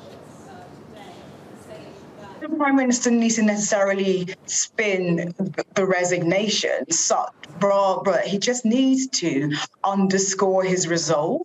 It's clear from the speed with which the Prime Minister found alternatives for his cabinet that he is determined to maintain his momentum. And I think we'll see a similar thing with replacements for the ministers. I mean, there does get to a point where there's such a critical mass that it's not possible to fill those gaps. But remember, you've got about 100 or so people on the payroll. It's a high number.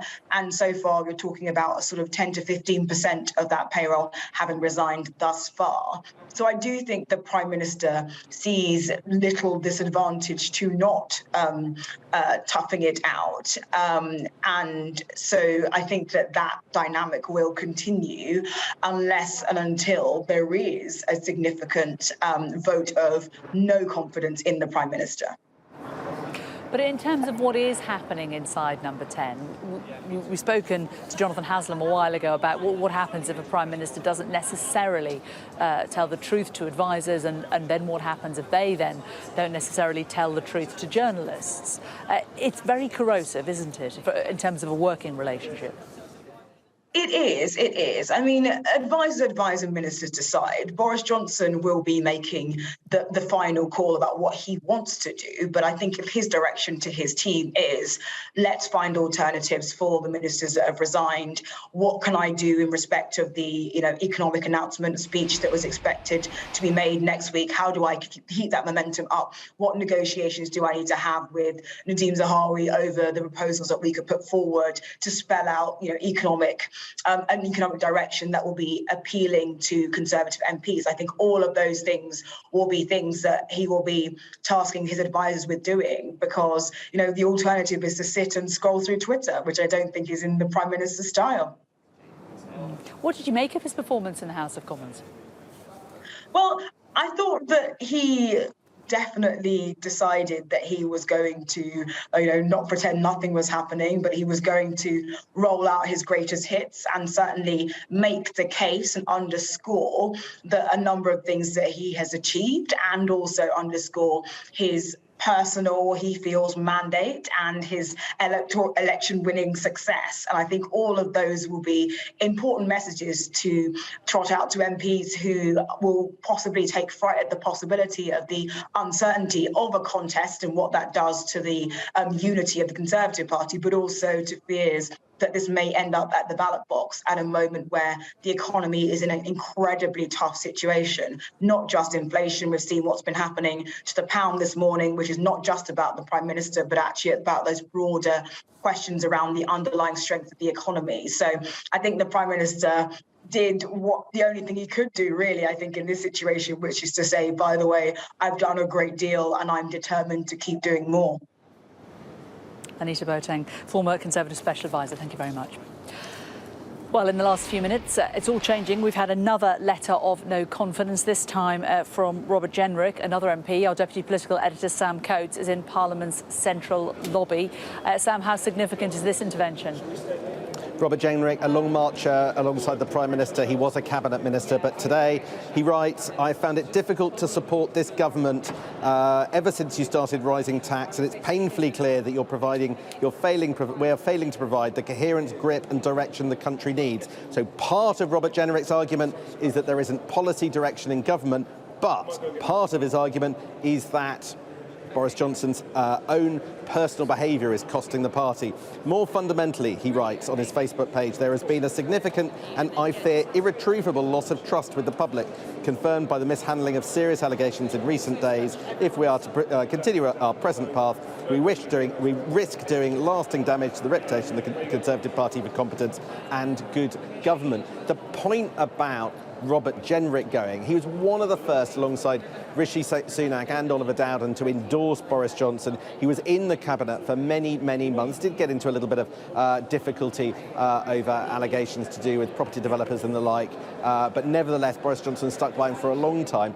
He is the third of the three younger MPs earlier to back Boris Johnson, who has now formally broken ties with the incumbent in number 10, making life just symbolically yet more difficult. As I was saying earlier, there are two great areas of pressure on the Prime Minister. One is from the government itself, as people resign from ministerial posts. I'm told that there are more to come. And the other is just from the wider Conservative MP group. They are waiting for 5 o'clock today to hear whether Graham Brady has already changed the rules, perhaps a week earlier than possible, to make it possible to have another vote of no confidence in Boris Johnson, because of the expectation that events the last 5 or so days have dramatically changed the mood inside the Conservative Party, and Boris Johnson would then lose such a vote. Potentially Graham Brady, chair of the 1922 executive, giving Boris Johnson the opportunity to resign rather than fight and lose. He's always indicated, Boris Johnson, that he would fight, but we'd have to see what happens in that eventuality. But the next few hours with Boris Johnson before the liaison committee, and then that meeting of all Tory MPs, absolutely critical in finding out what's going on with the Prime Minister. Sam Coates, thanks very much. Well, what 4 hours it has been here on Sky News. We've seen the Prime Minister leave for Prime Minister's questions, a bruising session of questions, including 3 of his own MPs asking him to resign during Prime Minister's questions. We then had Sajid Javid making his very, very powerful personal statement on why he resigned yesterday, because he didn't have faith in the integrity of the government. And then coming up at 3 o'clock this afternoon, the Prime Minister is going to be questioned live by MPs at a liaison committee meeting. They will talk to him about the cost of living, but also about integrity in government. Stay tuned to Sky.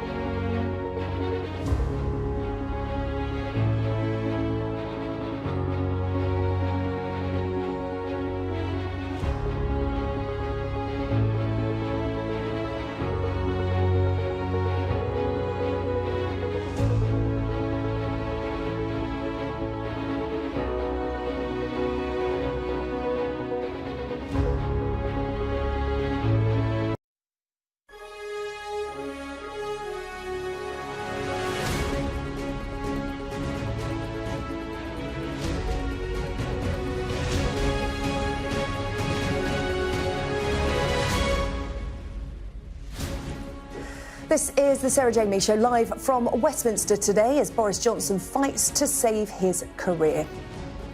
Sinking ships, fleeing the rat. The Labour leader accuses the PM of losing all integrity amid fresh calls for him to resign. In the middle of a crisis, doesn't the country deserve better than a Z-list cast of nodding dogs? 21 ministers and aides have now resigned from the government, saying they will no longer pirouette around fractured values. Treading the tightrope between loyalty and integrity has become impossible in recent months. And, Mr. Speaker, I will never risk losing my integrity. Well, there's another big test for the Prime Minister this afternoon. He will be grilled by senior MPs. We'll bring that to you live at 3 o'clock. And the group of MPs that could seal Boris Johnson's fate, the Tory Backbench 1922 committee, meets tonight and could change its rules to allow a fresh confidence vote in the Prime Minister.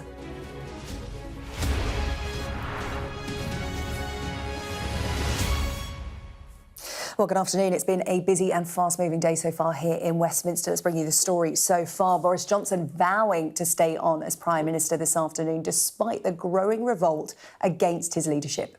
On a bruising afternoon for Boris Johnson, he told the Commons that voters had given him a colossal mandate and he will keep going, despite what he described as difficult circumstances. Well, what began with the resignations of the Chancellor and the Health Secretary last night has now grown into 21 ministers and aides leaving their posts. And at 3 o'clock this afternoon, the PM will face a grilling from senior MPs on the liaison committee. And he's sure to face questions over the Chris Pincher scandal again, which has been dominating his exchanges with the Labour leader, Sir Keir Starmer, at PMQs today. Awful behaviour, unacceptable in any walk of life. It's there for all to see, but he ignores it. It was the same when his ally was on the take from the lobbyists. It was the same when his Home Secretary was bullying staff. It was the same when taxpayers' money was being abused. And it was the same when he and his mates parted their way through lockdown. Anyone quitting now, after defending all that, hasn't got a shred of integrity. Mr. Speaker, isn't this the first recorded case of the sinking ships fleeing the rat? Mr. Speaker, look, he talks about.